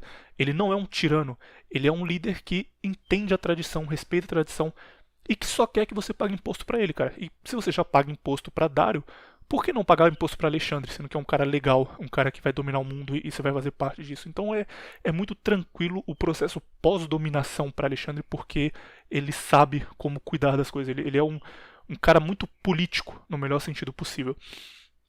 Enquanto isso, Dário reorganiza o exército e aguarda Alexandre próximo do porto de Isso. Esse encontro aqui, Dário contra Alexandre, na verdade Alexandre contra Dário, né, que é o nome da obra, ele foi imortalizado em um mosaico de 150 a.C. É a coisa mais próxima de Alexandre que nós temos pelo momento histórico, sabe? Tudo que foi feito de Alexandre famoso foi feito no século 17, 18, mas esse mosaico não, ele é no período próximo. E o que Dário fez foi o seguinte: eu mandei o meu melhor general, um cara grego que conhecia as táticas gregas, enfrentar Alexandre quando ele chegou no meu território, e não deu certo. Dessa vez, eu mesmo, pessoalmente, vou lá e vou lutar contra Alexandre. Só que Dário era persa. Ir lá pessoalmente significava que você ia colocar 5 generais na sua frente, ia fazer uma barreira de cavalaria, uma barreira de escudo, uma barreira de escravos para ser usado de isca se fosse necessário, e você ficava atrás de tudo isso. No primeiro sinal de risco você fugia, cara. Você não ia arriscar morrer em uma batalha. Isso era coisa de soldado, isso era coisa de gente de baixo escalão. Os persas não fariam isso. Alexandre fazia. Essa batalha, a batalha de Isso, ela foi um desastre para os persas. Alexandre usou a cavalaria pesada para quebrar a linha inimiga, e ao invés de focar nos soldados rasos, ao invés de quebrar a linha e ficar lá matando todo mundo e garantindo que você vai ganhar pouco território, Alexandre quebrou essa linha inimiga e avançou direto para Dário. A tradição persa dizia que os seus generais vão ficar na sua frente, depois dos generais vem a sua defesa normal, que são os seus soldados, Depois vem os guarda-costas, depois vem as suas iscas e depois vem você. O que Alexandre fez foi avançar, quebrar a fileira de generais, avançar, quebrar a fileira de soldados, avançar, quebrar a fileira de guardas pessoais, chegar na fileira de iscas. Dario olhou para frente e viu o exército dele completamente aberto, completamente descoordenado, e Alexandre vindo para cima dele cavalgando, querendo a cabeça dele. Isso não era uma coisa comum para os persas, eles não estavam preparados para serem diretamente colocados no campo de batalha, especialmente os reis persas. Então, a reação de Dario é fugir. Dario entra em pânico, ele não sabe o que fazer, ele vê aquela cavalaria pesada de Alexandre quebrando a tática militar persa milenar dele, e ele foge, ele sai correndo e abandona tudo para trás. Essa tática militar de Alexandre, inclusive, ela foi a base para os manuais de infantaria pesada do futuro, da Segunda Guerra Mundial. A forma como tanques de guerra eram usados na Segunda Guerra Mundial é herdada diretamente de como Alexandre usou sua cavalaria pesada para quebrar as linhas inimigas e chegar até Dario nessa batalha. Para vocês terem ideia de quão gênio militar ele era. Eu não estou entrando muito na questão militar, mas é absurdo, é absurdo. Se você gosta de história militar, de táticas militares, cara, Alexandre inventou tudo. Alexandre escreveu o manual que foi seguido para sempre, que é seguido até hoje, inclusive. Dario foge, e eu gosto muito desse momento porque é aquele negócio do Shed Alexandre versus Virgin Dario, sabe? Quando o cara é completamente mogado, porque no fim do dia, Alexandre derrotou o exército persa inteiro, capturou a mãe, a esposa e todos os filhos de Dario, e Dario fugiu e voltou derrotado para a Pérsia, sem apoio nenhum, sem a família, perdendo a mãe, a esposa e os filhos para Alexandre, que capturou todo mundo. Aí vem outra coisa importante também. A mãe do Dario tinha certeza que ele ia ser morta. Porque ela falou, cara, esse rapaz está invadindo o império do meu filho. Ele tem a família do meu filho como reféns, então ele vai ter o filho dele, o meu neto, como a moeda de troca mais valiosa, ou seja, é o herdeiro direto de Dario.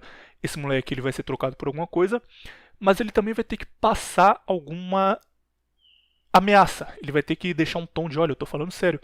Então, era natural que Alexandre matasse a mãe de Dario. É o que todo mundo faria, cara. Você chega lá na frente da capital da Pérsia, mata a mãe do Dario e fala, olha, você tá vendo, eu não tô brincando não, isso aqui é sério. E coloca o filho dele lá em exposição e diz, se você não entregar a capital, se você não fizer tal coisa, o seu filho é o próximo. E aí você vai fazendo isso com os próximos alvos menos valiosos. Se ele não fizer isso em 2 dias, você mata a mulher dele. E vai indo porque o filho é o que ele vai querer, porque ele quer manter a herança familiar, ele quer garantir que o filho dele domine e ele não quer perder o primogênito. Mas Alexandre não faz isso. Alexandre trata essa senhora muito bem. Ela é tão bem tratada por Alexandre, tendo a garantia que ele ia morrer, que ela seria a primeira a morrer, que ela não ia nem ver um novo dia nascer, que ele ia morrer ali imediatamente. Ela é tão bem tratada, ela fica tão surpresa com a educação e como o Alexandre foi além do que ela imaginava, que ela deserda o seu filho e adota Alexandre como seu novo filho adotivo.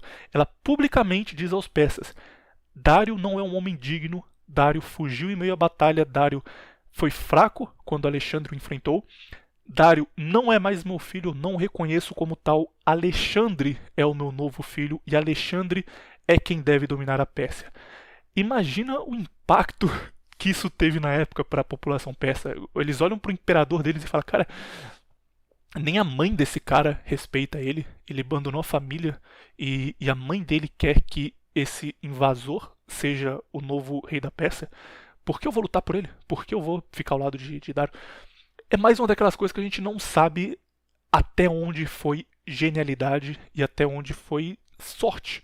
Até onde foi o Alexandre querendo fazer boas ligações e acabou saindo da melhor forma possível, mas de novo, é alguém muito à frente do tempo dele, cara. Ele quebrava. A esquerda adora usar esse termo, eu fujo dele, mas aqui não tem como.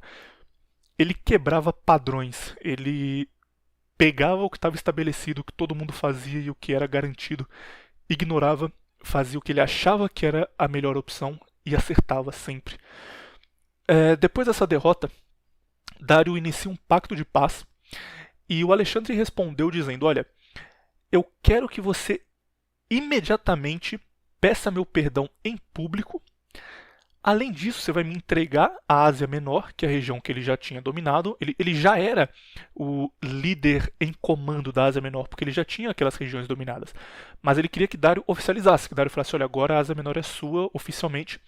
E que, além disso, ele desse uma garantia de paz. A garantia de paz era dizer: eu não vou tomar esse território de novo.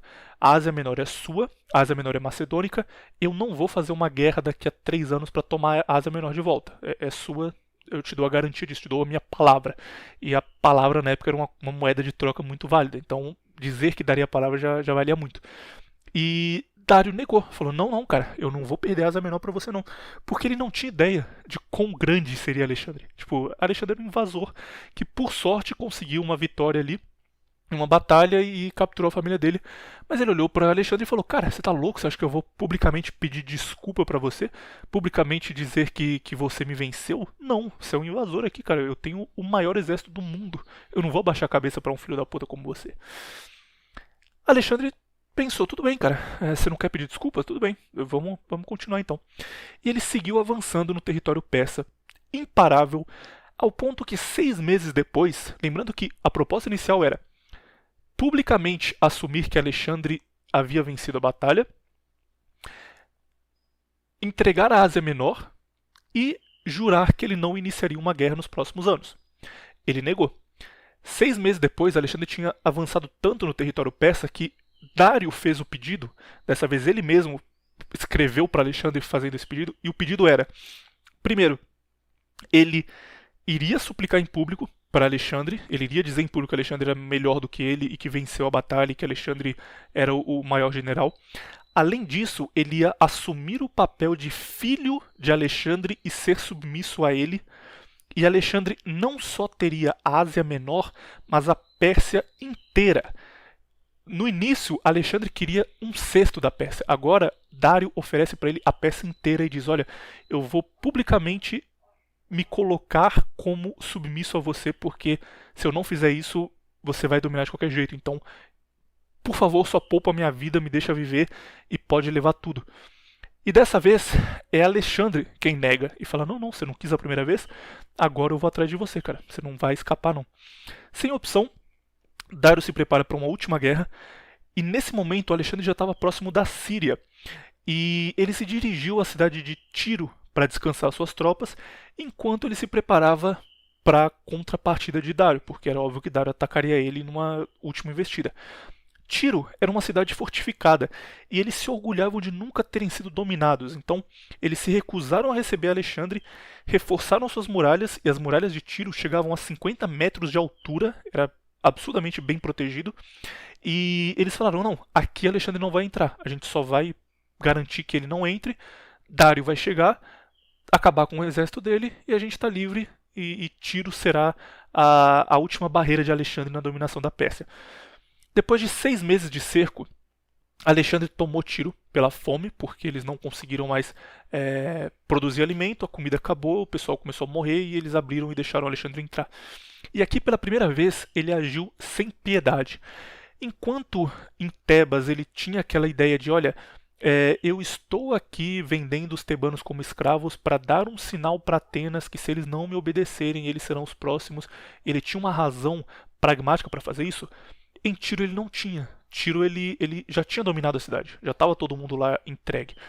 E ele agiu pela primeira vez sem piedade, pode ser por raiva, porque ele também era ser humano e ele falou: cara, 6 meses aqui, eu não vou deixar esses caras em paz agora depois que eu conseguir entrar.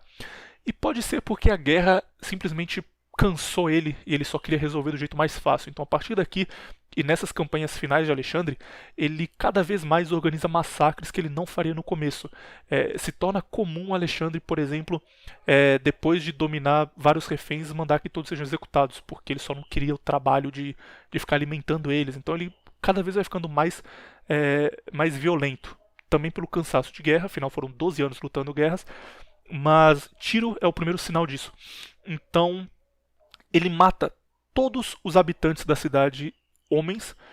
Mulheres e crianças são transformadas em escravos e Tiro deixa de existir. A partir desse momento aqui, Tiro é uma cidade que só existe na história e sequer ele domina a cidade. Ele sequer inicia ali um domínio macedônico. Ele só acaba com Tiro e segue em frente, porque ele estava focado totalmente em Dário.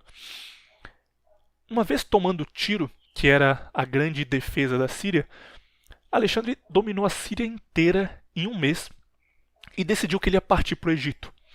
Ele saiu da Grécia, dominou a Ásia Menor completa, a Síria, e foi para o Egito. Falou, já estou aqui, né? Vou perder tempo, vamos lá. Chegando no Egito, ele é recebido como um libertador pela população local. E é proclamado faraó sem nem precisar lutar. Uma vez que ele é faraó, e aqui ele já era alguém reconhecido, aqui ele já é o Alexandre, ele não é mais um invasor qualquer, ele decide que ele vai cavalgar pelo deserto sozinho procurando o oásis de Silwa, onde fica o templo de Amon, o deus dos oráculos, e lá ele vai se consultar com os oráculos egípcios, mais uma vez numa daquelas demonstrações de eu estou aqui respeito à sua cultura, se os faraós antigos faziam isso, eu também farei porque eu quero fazer do jeito certo. Então ele pega o cavalo dele, sai no deserto procurando pelo oráculo, procurando pelo oásis. Na verdade, quando ele encontra o oásis, ele fala com os oráculos, e os oráculos proclamam que ele é filho de Amon. Dizem, olha, a gente falou aqui com o nosso Deus, e não só você é bem-vindo, não só você é um faraó digno, mesmo sendo estrangeiro, mas você é filho desse Deus, ele te reconhece como filho. Isso faz com que Alexandre não só seja faraó do Egito, mas ele seja um semideus vivo. Agora, imagina o que era para os egípcios que já olhavam para Alexandre como um libertador, como o cara que vai trazer boas novas para o nosso povo. Imagina o que era para eles saber que esse libertador também era um semideus. É a mesma coisa que hoje em dia você descobrir que alguma figura religiosa é Jesus, é a reencarnação de Jesus direta, proclamada pelo próprio Deus, sabe? É esse o impacto que teve para os egípcios na época. Os egípcios olhavam para Alexandre como um cristão olharia para o Jesus em terra. É a mesma coisa para eles. E Alexandre aqui já estava muito poderoso, já estava muito grande. Nesse momento, Alexandre realmente passou a se ver como uma divindade. O que é entendível até. Mas olha o que esse cara fez. Esse cara saiu com 20 anos de idade da Macedônia, de uma parte pequena da Grécia, onde ele não era respeitado nem pelos próprios gregos, e ele já domina metade do mundo, com 26, 27 anos. É absurdo o que ele fez até aqui. E Quinto Curcio, aquele cara que eu disse no começo que não gostava muito dele, escreve sobre Alexandre com essas palavras aqui. Agora, quando tudo estava em andamento, pensando já que era tempo de colocar em prática o que ele vinha perversamente planejando, começou a considerar como ele poderia usurpar as honras divinas. Alexandre desejava não somente ser chamado, mas ser visto como filho de Júpiter, como se ele pudesse comandar as mentes dos homens com suas línguas.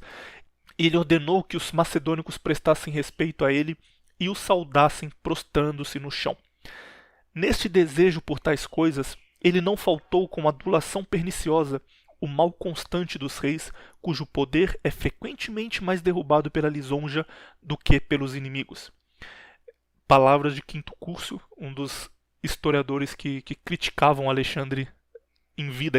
Esse cara tinha muita coragem, inclusive, de escrever esse tipo de coisa, mas aqui ele já se via como um deus, como alguém superior, e ordenava que o próprio exército tratasse ele como um deus. Ele ainda era o cara que lutava na linha de frente, ele ainda era o cara que dava as demonstrações de coragem, mas ele não fazia isso porque ele era humilde e porque ele era mais um soldado. Ele fazia porque ele era um deus, ele era invencível e ninguém podia parar ele mais. No Egito, Alexandre passa 6 meses e ele funda a sua mais famosa Alexandria, que serviria como um acervo de tudo de grandioso que o mundo helênico produziu, e lá estaria a Biblioteca de Alexandria, que infelizmente foi destruída depois dos maiores crimes da história da humanidade, o incêndio da Biblioteca de Alexandria, mas aqui ele falou, olha, eu dominei o Egito, eu dominei um local de muita tradição, um local místico inclusive, e aqui eu vou estabelecer a base do conhecimento do meu povo, a base do conhecimento helênico na Biblioteca de Alexandria. Sobre as Alexandrias, eu acho que eu esqueci de falar isso, mas é importante. É, Alexandrias eram as cidades de Alexandre. E existem muitas Alexandrias pela Europa até hoje em dia. Na época eram muito mais, só que elas acabaram sendo dominadas futuramente e mudaram de nome. Mas o que ele fazia normalmente era, uma vez que ele dominava um território, ele fazia ali 3, 4 meses uma média com o povo, mostrava que ele era alguém que era digno, que respeitava a tradição local e que o povo deveria ter como amigo e não como inimigo, que ele também não via aquele povo como inimigo, mesmo que eles tivessem acabado de lutar uma guerra. E quando o povo gostava dele e aceitava ele como líder, ele fundava uma nova cidade, que era chamada de Alexandria, ou ele reformava a capital, ele chegava na Síria, por exemplo, e falava, ó, a capital da Síria agora se chamará Alexandria. E deixava lá um ou dois generais que iam comandar aquela cidade, que iam enviar para ele mensalmente um aviso de, olha, as coisas estão bem aqui, teve uma pequena revolta, mas foi tudo resolvido. E ele podia se manter em batalha, podia manter a sua expedição para conquistar toda a Pérsia, enquanto ele garantia que os territórios que ele tomou continuassem servindo a ele, continuassem obedecendo às ordens de Alexandre. Alexandria era meio que um símbolo de que este país, este povo, pertence a Alexandre, e a maior delas estava no Egito. Enquanto isso, Dário percorreu a Pérsia, lembra? Dário, aquele cara lá que perdeu a família, foi mogado pelo Alexandre, a própria mãe abandonou ele, e ele falou, não, eu vou me vingar desse cara aí. Ele percorreu a Pérsia e ele criou o maior exército que o mundo antigo já viu. O exército de Dário, na última batalha contra Alexandre, tinha 1 milhão de homens. Lembrando, Alexandre saiu da Pérsia com 40 mil. Nesse período, ele perdeu muitos soldados. Soldados morreram, foram deixados para trás, desertaram. Ele também ganhou novos soldados. Por exemplo, muitos egípcios faziam parte das fileiras de Alexandre, porque quem não quer lutar ao lado de um deus? Então é claro que você vai fazer parte. Mas, saindo com 40 mil, dá pra gente estimar que ele não tinha mais do que 100 mil soldados aqui. Porque ele tinha que manter uma maioria de macedônicos, ele tinha que manter hierarquias dentro do exército. Então, ainda que ele tenha expandido o exército, ele tenha criado uma marinha ali para acompanhar e tudo isso, ele não tinha mais do que 100 mil soldados, com toda certeza. Eu acho que, assim, para ser justo, ele teria no máximo 70 mil, 80 mil, no máximo, no máximo, no máximo, sabe? 100 ainda é chutar muito alto. Dário tinha 1 milhão. Isso dá pelo menos 12 soldados persas para cada soldado macedônico. Dário também tinha 15 elefantes.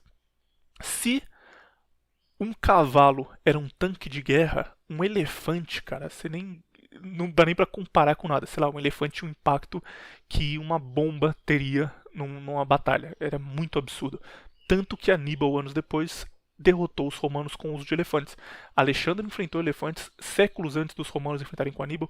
E se para os romanos já foi um problema, imagina como seria para Alexandre. Além disso, Dário tinha 200 carros de combate. Os carros de combate persas, eles tinham foices nos eixos. E isso fazia com que eles andassem em linha reta, cortando qualquer coisa no caminho. Ele dava partida no carro de combate, que era geralmente guiado por cavalos, cavalos com armadura hiper protegida para não serem derrubados, e ele só passava em linha reta cortando tudo que tivesse em volta. E ele tinha 200 desses contra Alexandre. Dário esperou por Alexandre em Galgamela, cidade próxima ao rio Tigres, na antiga Mesopotâmia. E mais uma vez, essa batalha foi decidida extremamente rápida. Plutarco também fala sobre essa batalha, e ele diz o seguinte, abre aspas, Plutarco falando agora. Assim como em isso, o rei Dário logo surpreendeu-se com a bravura de Alexandre e empreendeu fuga.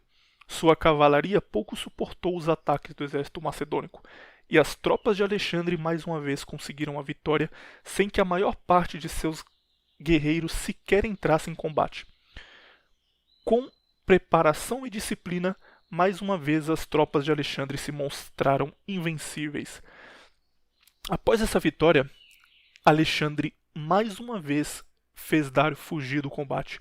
Alexandre derrotou 1 milhão de soldados persas sem usar as suas tropas. Ele usou uma parte das tropas e mais uma vez, cara, você é um soldado persa, você já tem medo do cara porque ele tá dominando o mundo inteiro.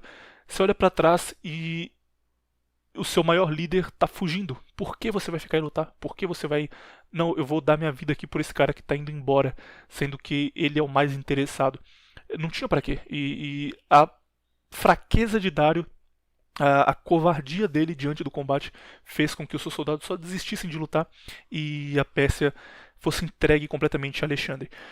Após essa vitória, a Babilônia, onde estavam os tesouros do povo persa, se rendeu a Alexandre. Ele simplesmente vai e falou: olha, a cidade é sua, pode entrar aqui, nós vamos seguir você e não Dário. E com a conquista da Babilônia, Alexandre estabeleceu uma base no coração do Império Persa e a partir dali ele expandiu ainda mais seus territórios. Tem uma outra questão sobre a Babilônia que é um pouco mística, mas vale a pena citar aqui. Quando Alexandre foi reconhecido pelos oráculos egípcios como filho de um deus, os oráculos deram uma notícia para ele que era o seguinte: se você entrar na Babilônia, você não sairá de lá com vida. A Babilônia é um lugar muito místico e muito histórico, inclusive a Bíblia cita a Babilônia como Babel, e todos os povos do mundo olhavam para a Babilônia como um local onde coisas aconteciam. E os oráculos disseram: segue com seu plano, continua conquistando o mundo, mas não entre na Babilônia. Se você pisar na Babilônia, você não sai de lá com vida. E Alexandre disse: não, tudo bem, eu vou correr esse risco. E ele era muito preocupado com essa previsão ao ponto que ele fazia sacrifícios gigantescos, sabe, com animais e festas para os deuses egípcios, pedindo para que ele fosse poupado, porque ele realmente acreditava que ele ia morrer por ter cometido o erro de entrar na Babilônia. Mas ainda assim ele entrou. Falou: tudo bem, já paguei o que eu prometi aqui, não vai ter muito risco. Uma vez na Babilônia, ele tomou Susa, depois Persépolis. Persépolis era a terceira capital do Império Persa, era um símbolo da riqueza de Dário, tipo, era a capital onde Dário construía palácios caríssimos para mostrar que ele tinha poder, agora pertencia a Alexandre. E na primavera de 330 a.C., Alexandre inicia uma perseguição a Dário, que tinha fugido para o oeste, e durante essa fuga, Dário foi abandonado pelos principais generais. Em algum momento ele foi assassinado sem que Alexandre pudesse encontrar ele vivo. Alexandre queria não só dominar a Pérsia, mas também derrotar Dário, humilhar Dário pela fraqueza dele. Isso não aconteceu porque Dário foi morto pelos próprios generais. Com a queda de Dário, Alexandre dominava todos os territórios da Grécia e dominava o Oriente Médio, Egito, Babilônia. Eu perdi a conta até já, cara, de tanta coisa. Dominava a Síria, dominava, enfim, a Pérsia inteira, a Grécia inteira, Egito e tudo mais. Mas ele não parou de expandir, cara. Primeiro, ele dominou as satrápias, dominou a Bactriana. Depois, ele começou a dominar os territórios que estavam sob proteção dos persas, territórios que não pertenciam à Pérsia, mas que os persas garantiam. Falavam: olha, vocês estão sob o nosso manto aqui, então vocês são obedientes a nós. E Alexandre também dominou esses povos e fez serem obedientes a ele.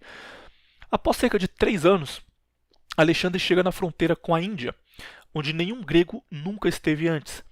A Índia era liderada pelo rei Porus, que reuniu um exército com centenas de elefantes, esperando surpreender Alexandre, e disse: o exército dele pode ser invencível, mas eu tenho muitos elefantes, e ele não pode fazer nada contra elefantes. Ele vai vir com o cavalo dele correr para cima do meu elefante? Não tem risco nenhum.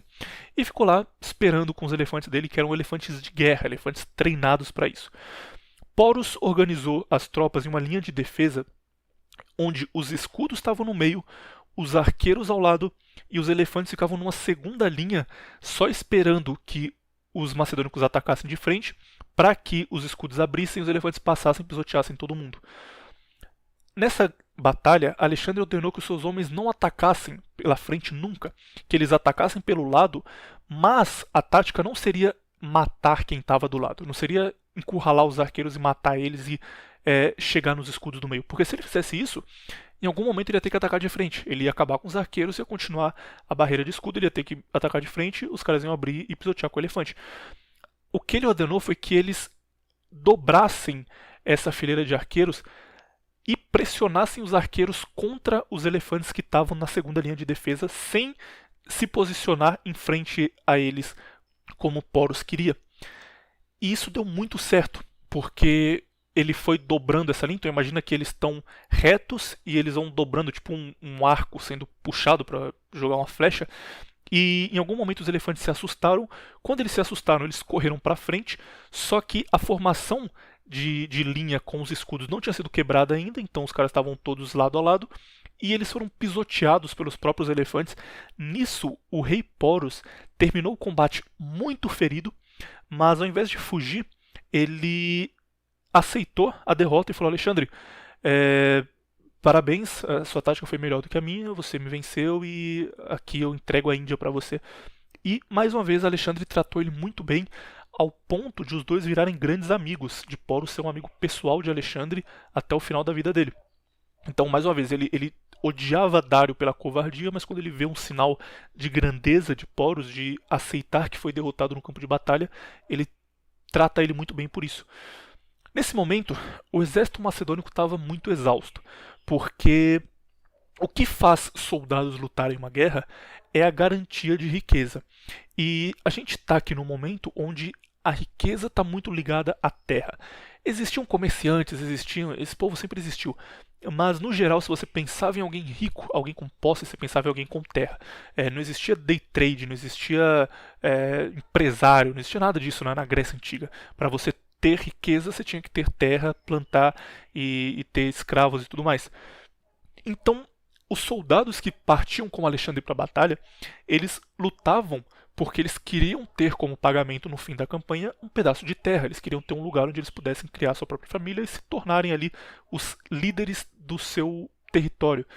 E isso era muito comum nas batalhas, essa promessa de, olha, nós vamos até tal local, dominando o povo que vive lá, nós vamos pegar essa terra vai ser dividida aqui, os generais vão ganhar uma parte melhor, os soldados uma parte um pouco menor, mas todo mundo vai sair ganhando, e as pessoas lutavam por isso, pela promessa de que eles teriam terras no fim. Alexandre tinha dominado tanto território que os 40 mil macedônicos que saíram com ele podiam tranquilamente, cada um, ter uma cidade assim nos padrões modernos, sabe, cidade interior. Cada um podia ter uma cidade própria, porque ele dominou o mundo, como era conhecido na época. E as pessoas estavam falando: Alexandre, a gente está em campanha há 10 anos, cara. Eu saí de casa, eu tinha um filho recém-nascido, ele já está agora falando, tá estudando, andando, e eu nunca vi ele. Eu quero voltar para casa. Eu quero ser pago pelo serviço prestado. 10 anos de batalhas frequentes. Eles não estavam 10 anos, avança um pouco, luta, passa um ano à toa. Não, é 10 anos avançando o tempo todo. Domina uma cidade, funda Alexandria, vai para a próxima. Alexandre seguia assim sempre. Alexandre prometeu que ele ia tomar a Pérsia e ele tomou a Pérsia. E ele não parou, ele quis continuar até a Índia. Ele tomou a Índia e ele não ia parar. E os soldados estavam insatisfeitos, dizendo: olha, chega, a gente quer ser pago pelo nosso trabalho, descansar e vamos. Tá bom. Já deu, a gente já fez o que tinha que fazer aqui. E Alexandre não, Alexandre queria continuar. No fim, para evitar um motim, ele prometeu que eles voltariam para casa quando acabassem as terras ao leste, ou seja, quando não sobrasse mais o que dominar, a gente voltava para casa, mas enquanto tiver a gente vai dominar, eu quero realmente dominar o mundo. Os caras ficaram muito insatisfeitos. E uma vez que Alexandre dominou a Índia, ele disse para os seus homens: olha, agora vocês vão na frente e eu vou descansar aqui, ficar com meu amigo Porus, que a gente está se dando bem. Depois eu vou atrás e aí eu já vou ter fundado mais uma cidade e a gente se encontra daqui a um tempo e continua a nossa campanha. Isso iniciou um motim entre as tropas, porque eles diziam: ok, enquanto nós estamos juntos nisso aqui, eu aceito. Enquanto eu não tenho vida familiar, enquanto eu não tenho terras, mas você também não tem, porque você está lutando comigo, tudo bem. Mas eu não vou ir na frente enquanto você fica aqui na Índia comemorando e fundando cidade. A gente está junto nisso aqui. E Alexandre, dessa vez, perdeu o controle sobre as suas tropas. Também incomodava muito os gregos o fato de Alexandre estar adotando muitos costumes dos povos conquistados. Por exemplo, o uso de calça, que era típico dos persas, e Alexandre usava isso para conseguir o apoio dos persas, mas agora que Alexandre estava na Índia, ele continuava usando calça. E os caras falavam, olha, a nossa tradição não é usar calça, cara, a gente usa túnica, porque você tá usando isso daí? Não, porque os persas, sabe, eles gostam. Tá bom, mas a gente não tá na Pérsia mais, a gente já tá na Índia, chega, não tem por que usar. Não, o que é isso? A gente tem que trazer os costumes dos nossos povos co-irmãos. Isso pegava muito mal. Além disso, Alexandre começou a dar festas luxuosas, fazer casamentos grandes. Por exemplo, em Susa, que foi uma das cidades que ele conquistou na Pérsia, ele deu a cada um dos seus generais uma noiva persa. Ele acreditava que isso seria visto com bons olhos, porque o povo local veria nos filhos desses casamentos de generais gregos com mulheres persas líderes nativos, então eles olhariam para aquelas crianças como, esse moleque é persa, também eu posso acreditar nele, que ele vai querer o bem para o meu povo. E ao mesmo tempo, os generais gregos ficariam felizes porque eles conseguiram mulheres persas lindas. Só que o costume de dar festas de casamento grandiosas, ainda mais em conjunto, não existia na Grécia. E mais uma vez, Alexandre foi criticado pelos seus generais. Olha, você está se tornando um bárbaro. A mesma coisa que eles eram acusados no passado, os macedônicos eram bárbaros porque eles tinham costumes que não eram tipicamente gregos. Agora os macedônicos acusavam Alexandre de fazer. Você está se tornando um bárbaro, cara. Você não era assim. Você está muito mudado. Toma cuidado. Alexandre dessa vez ouve os seus soldados e ele diz: tudo bem, eu quero continuar avançando, eu quero continuar dominando o mundo, mas eu entendo que a gente já foi longe demais e que vocês estão cansados, tudo bem. E ele toma algumas medidas aqui. Primeiro, ele ordena que qualquer um que tenha sido ferido em combate retorne, e os que tinham filhos em idade militar também vão voltar para casa e vão ser substituídos pelos seus filhos. Então, se você saiu com Alexandre há 10 anos atrás e deixou um filho de 12 anos de idade, você vai voltar para casa, passar uns meses lá com a sua família, depois o seu filho vem lutar com o Alexandre, agora ele está com 22, e você vive com a sua família e você vai receber pagamentos generosos pelos seus serviços prestados. O seu filho também vai ter a chance de fazer o mesmo. Se você já foi ferido, você volta para casa, fica com a sua família. Além disso, ele pagou todas as dívidas que os soldados tinham na Grécia, então se você devia para qualquer pessoa, Alexandre pagou, e pagou pelo serviço prestado além das terras. Então ele disse, olha, eu não vou fazer a divisão de terra agora porque eu não sei ainda até onde eu vou. Eu não sei quanto do mundo eu vou conquistar, eu não sei qual vai ser o tamanho do território. Mas vocês vão receber em ouro pelo que vocês fizeram. E quando eu acabar a minha conquista, vocês vão receber títulos sobre as terras conquistadas como eu prometi. E isso deu muito bem. Então ele falou, porra, legal, cara, agora Alexandre está cumprindo o que ele falou, agora eu posso voltar para casa. E após alguns discursos, algumas negociações, o exército estava satisfeito e aceitou continuar lutando. Nesse período, lembrando que isso aqui Alexandre estava na Babilônia. Alexandre conquistava territórios próximos, mas voltava para a Babilônia e ficava lá se organizando para seguir em frente. Nesse período, Alexandre aproveitou para reformar a marinha persa, que agora era macedônica. Quando ele tomou a Pérsia, ele também tomou a maior marinha do mundo, e ele tinha não só um exército imparável, mas uma marinha imparável. E ele fez um plano também para desenvolver essa marinha. Primeiro, ele construiu um porto na Babilônia para garantir que ele tivesse um acesso direto a essa marinha.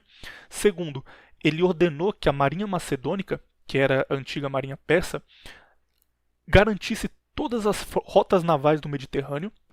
Além disso, ele dominou o Golfo Pérsico completamente e enviou batedores para o Ocidente para que eles estudassem o que existia além das fronteiras da Índia. Então ele disse, olha, eu vou ficar aqui na Babilônia, eu vou expandir a marinha e vão sair tropas menores para cada lugar do mundo e eles vão voltar e dizer, olha, para lá tem um povo isolado que luta com elefantes, para cá tem outro povo isolado que, pelo visto, não dominou ainda a espada, para cá tem outro povo. E com isso ele ia mapear o mundo, ele ia saber para onde ele podia expandir, até onde ele iria expandir ainda. E a ideia dele era realmente que o mundo pertencesse à Grécia, que o mundo pertencesse a Alexandre. E ele teria conseguido. Se ele vivesse mais tempo, ele com toda certeza teria conseguido. Nesse período mais calmo, Alexandre reuniu seus generais para definir os planos imediatos e nessa reunião ficou acordado que ele seguiria o Mar Vermelho, dominando todos os territórios ao redor, estabeleceria colônias e Alexandrias na expansão do Mar Vermelho, esperaria esses batedores voltarem, dizendo o que existe para o Oriente, e quando ele descobrisse o que existe mais para o Oriente, ele seguiria até ele chegar na China, chegar nesses territórios que ele não sabia que existia ainda, mas que ele saberia futuramente e dominaria. Mas, depois de uma vida inteira dedicada à guerra, Alexandre não conseguiu se acostumar com a vida comum de um aristocrata. E nesse período ficou cada vez mais recluso. Ele evitava aparições públicas, ele ficava muito tempo trancado, ele começou a beber muito e ele sentia falta da vida de batalha porque ele não sabia como era a vida comum, ele não sabia como era ser um nobre, ainda que ele tivesse crescido assim, ele estava há 12 anos já lutando continuamente. Então, o cara passou dos 20 aos 32 anos lutando, ele não pode chegar com 32 e falar, olha, agora eu vou descansar, sabe? Ele sentia muita falta daquilo. E quando o melhor amigo dele, chamado Hefesto, aquele cara que eu citei no começo, que a gente não sabe exatamente qual era a relação entre eles, mas que era um amigo muito próximo, quando esse amigo morreu, ele caiu numa depressão muito profunda e Alexandre adoeceu por essa depressão e morreu em 10 ou 11 de junho de 323 a.C. aos 32 anos. A causa oficial da morte de Alexandre na época foi febre.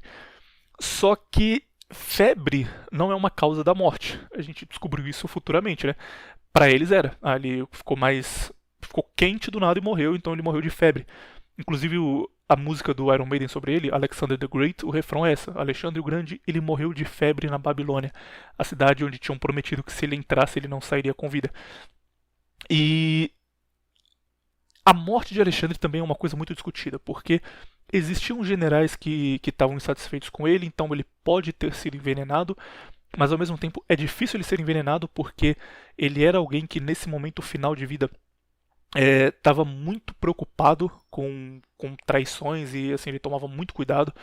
E eu acredito que ele não foi envenenado, mas ele pode ter pego uma doença outra qualquer e morrido, ele pode ter sido envenenado não propositalmente, mas porque ele comeu alguma coisa que não fez bem pra ele, ele pode ter pego uma doença local, não dá pra saber isso, ou ele pode só ter morrido também, cara, porque a gente tenta criar na nossa cabeça uma explicação pra Alexandre morrer de febre aos 32 anos enquanto ele descansava, sabe?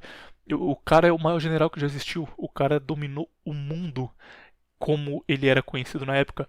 Não dá pra esse cara morrer descansando de uma febre que começou de um dia pro outro.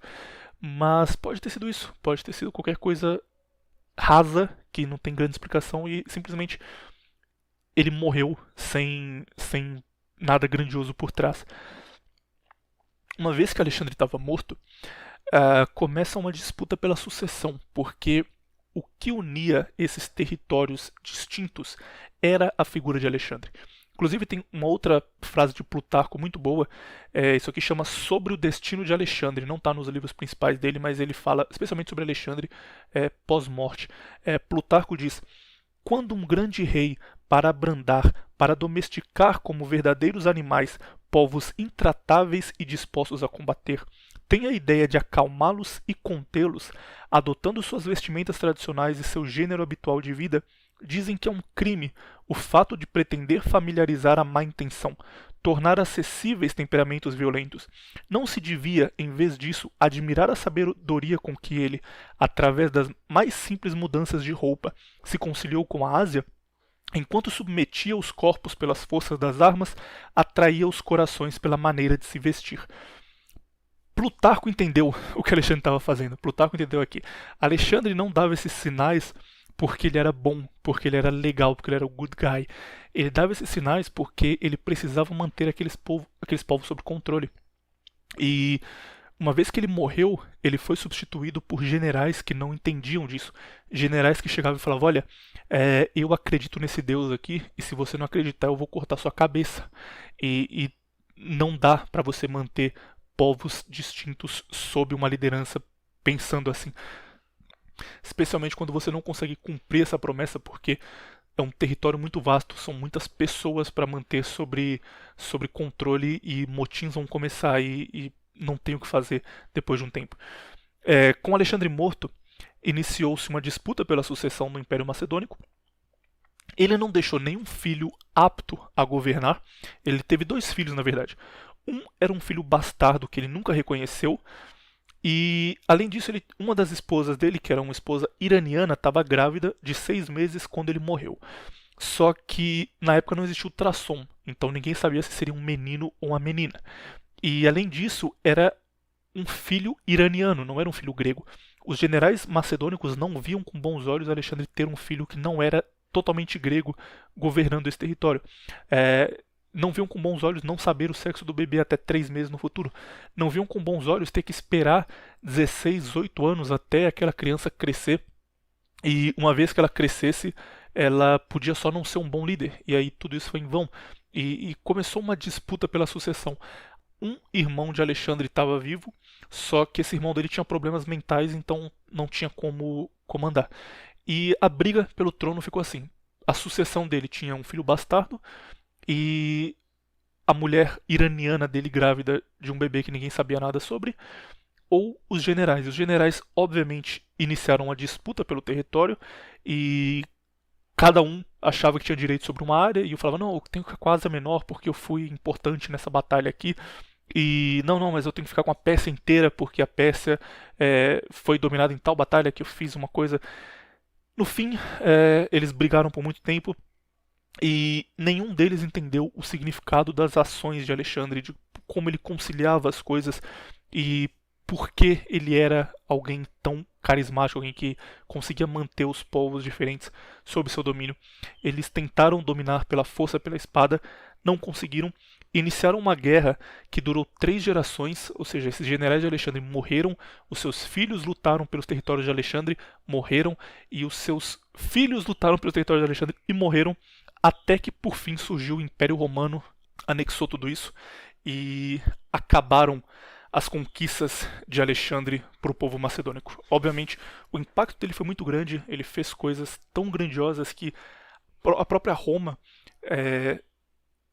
honrava muito o que Alexandre fez e via Alexandre como um grande herói, reconhecia Alexandre como o grande general que ele foi, mas o próprio povo macedônico, os soldados que lutaram ao lado dele, no fim não tiveram o que eles mereceram porque esses generais insistiram em brigar para saber quem devia ficar com cada pedaço de terra e nenhum deles dominou nada no final.